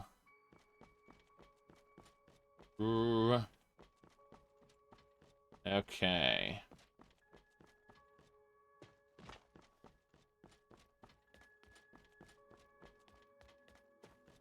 My goodness. But yeah, this whole conversation was started by the console peasant joke, which is a joke. Actual peasantry is the insistence that consoles are superior when, you know, you can, for example, you know, you just put a little Steam Link or other box on your TV and you can play PC games on your TV, no problem. You're sitting on your couch. I mean, people go, "Well, I just can't use a keyboard and mouse for games." Yeah, well, then get yourself a freaking Xbox controller. I mean, it'll work on your PC. Who cares? And then same deal for like flight sticks and other various things. They're all good. You know, there are so many people who constantly talk about how consoles are superior because of this or that. And really what it comes down to is if you want a used console or an old console, that's when you can get a good value proposition out of your console. Because it's either used or old. But, what is it called? Consoles had a major advantage when they were newer. When gaming consoles were new. You simply took your cartridge or your disc, you put it in the console, and then you played it. When you say consoles good for exclusives, you mean the only two consoles that have exclusives? PlayStation. Geez, and of course Nintendo, but Nintendo sees themselves as a toy manufacturer. Yeah. What I was trying to get at was originally you'd put the cartridge in, or you'd put the disc in, and then the game would launch instantly. You know, you just turn on the console and play. Now, there's day one patches there's installations. Installations first, then day one patches, and then you have to pay you have to pay for an online service to use your own internet. You pay for your internet, and you pay for the console's online service to use your own internet. It's nuts. Just completely fucking nuts. Yes, correct. The PS5 uses a solid state, much like the one in my PC running Linux. An NVMe SSD. The only difference is that it has a a couple more chips on it. Like memory, yes. Well, I have all SSDs. It's, let me open up Dolphin.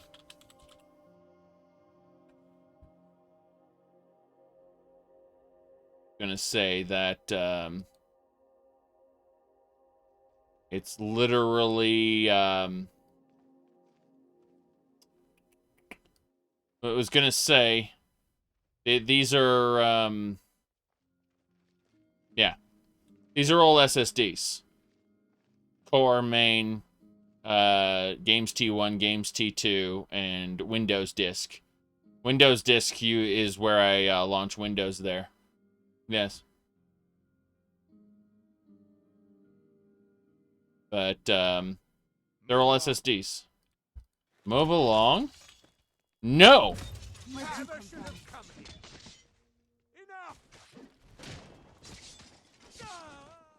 What do you want, sir? One more. Move along!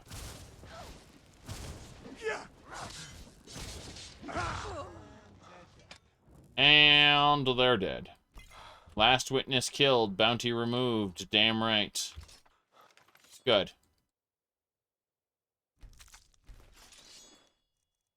Okay. Septum's there.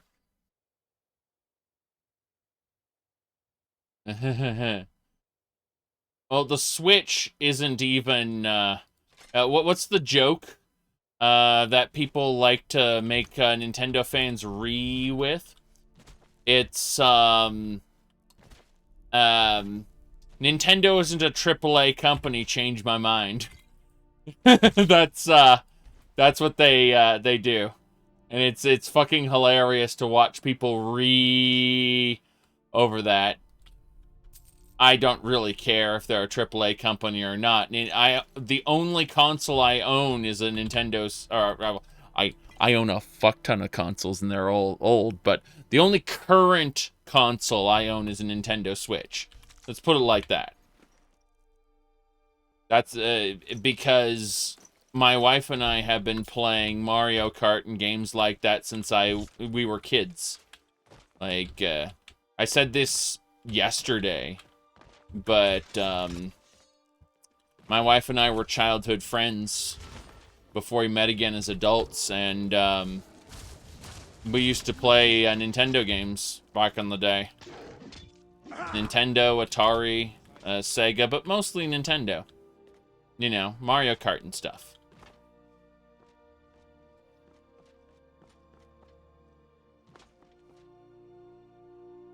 But, that's the only, you know, I like to poke fun at Nintendrones because they have such ridiculous loyalty to the brand where any criticism of, Nintendo products, they lose their fucking minds. And I'm like, the only console I own actively right now is a Nintendo console.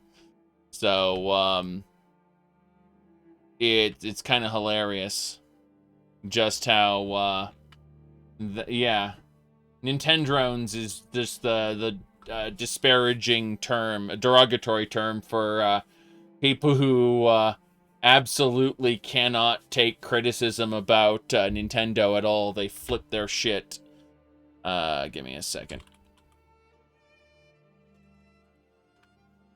Yep.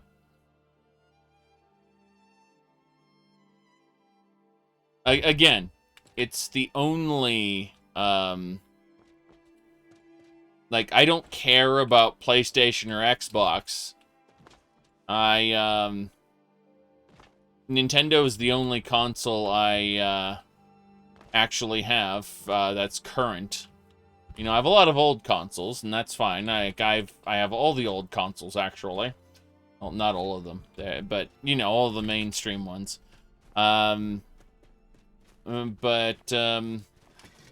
I mean, like, people think, oh, well, you're just a hater. You hate Nintendo.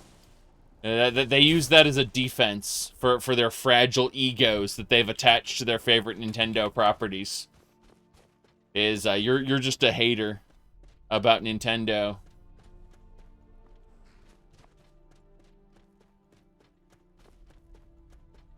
Yes.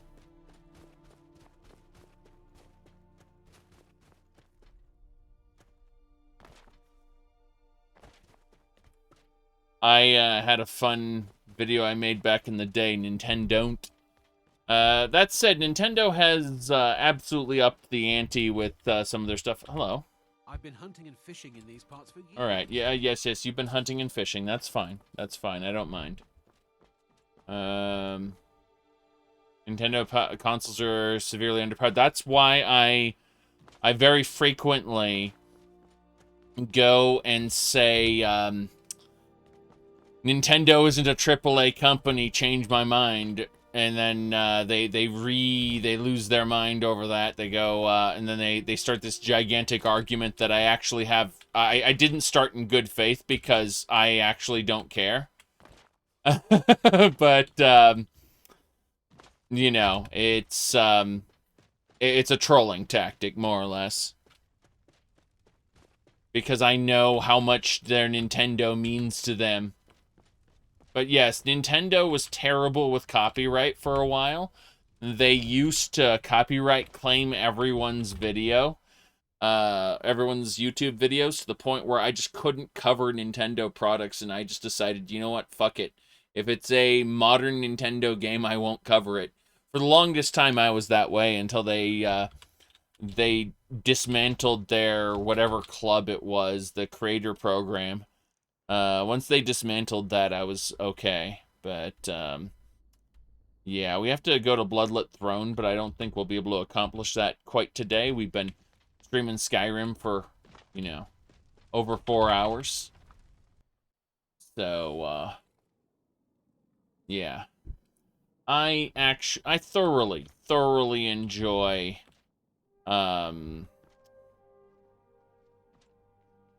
many Nintendo products, but you have to understand, functionally speaking, that Nintendo is a toy manufacturer first and foremost. That's what they see their products as. They don't see them as competing with computers or even other consoles. They see themselves as producing a new gimmicky toy that you're going to play in exclusion of the other things. You know, you might have your PlayStation, but you can't get what Nintendo has. Like you can't get Mario Party or Smash Brothers on a different console. Technically, you know, PC has a bunch of both of those things, but you know, Mario Maker, someone tried to do a Mario Maker-like experience called Full Screen Mario, and oh boy, they were chopped down almost immediately. So, yes. Pokemon, correct. It's kind of funny. Anyway, what I'm getting at is the, you know, whether Nintendo's consoles are underpowered or not, to Nintendo that doesn't matter, as long as they are able to hit a specific threshold and, you know, be their niche toy manufacturer. That's their goal as a company. And, you know, as long as they keep producing Mario Karts and Mario Parties and other fun little games that my wife and I can play together, I don't care.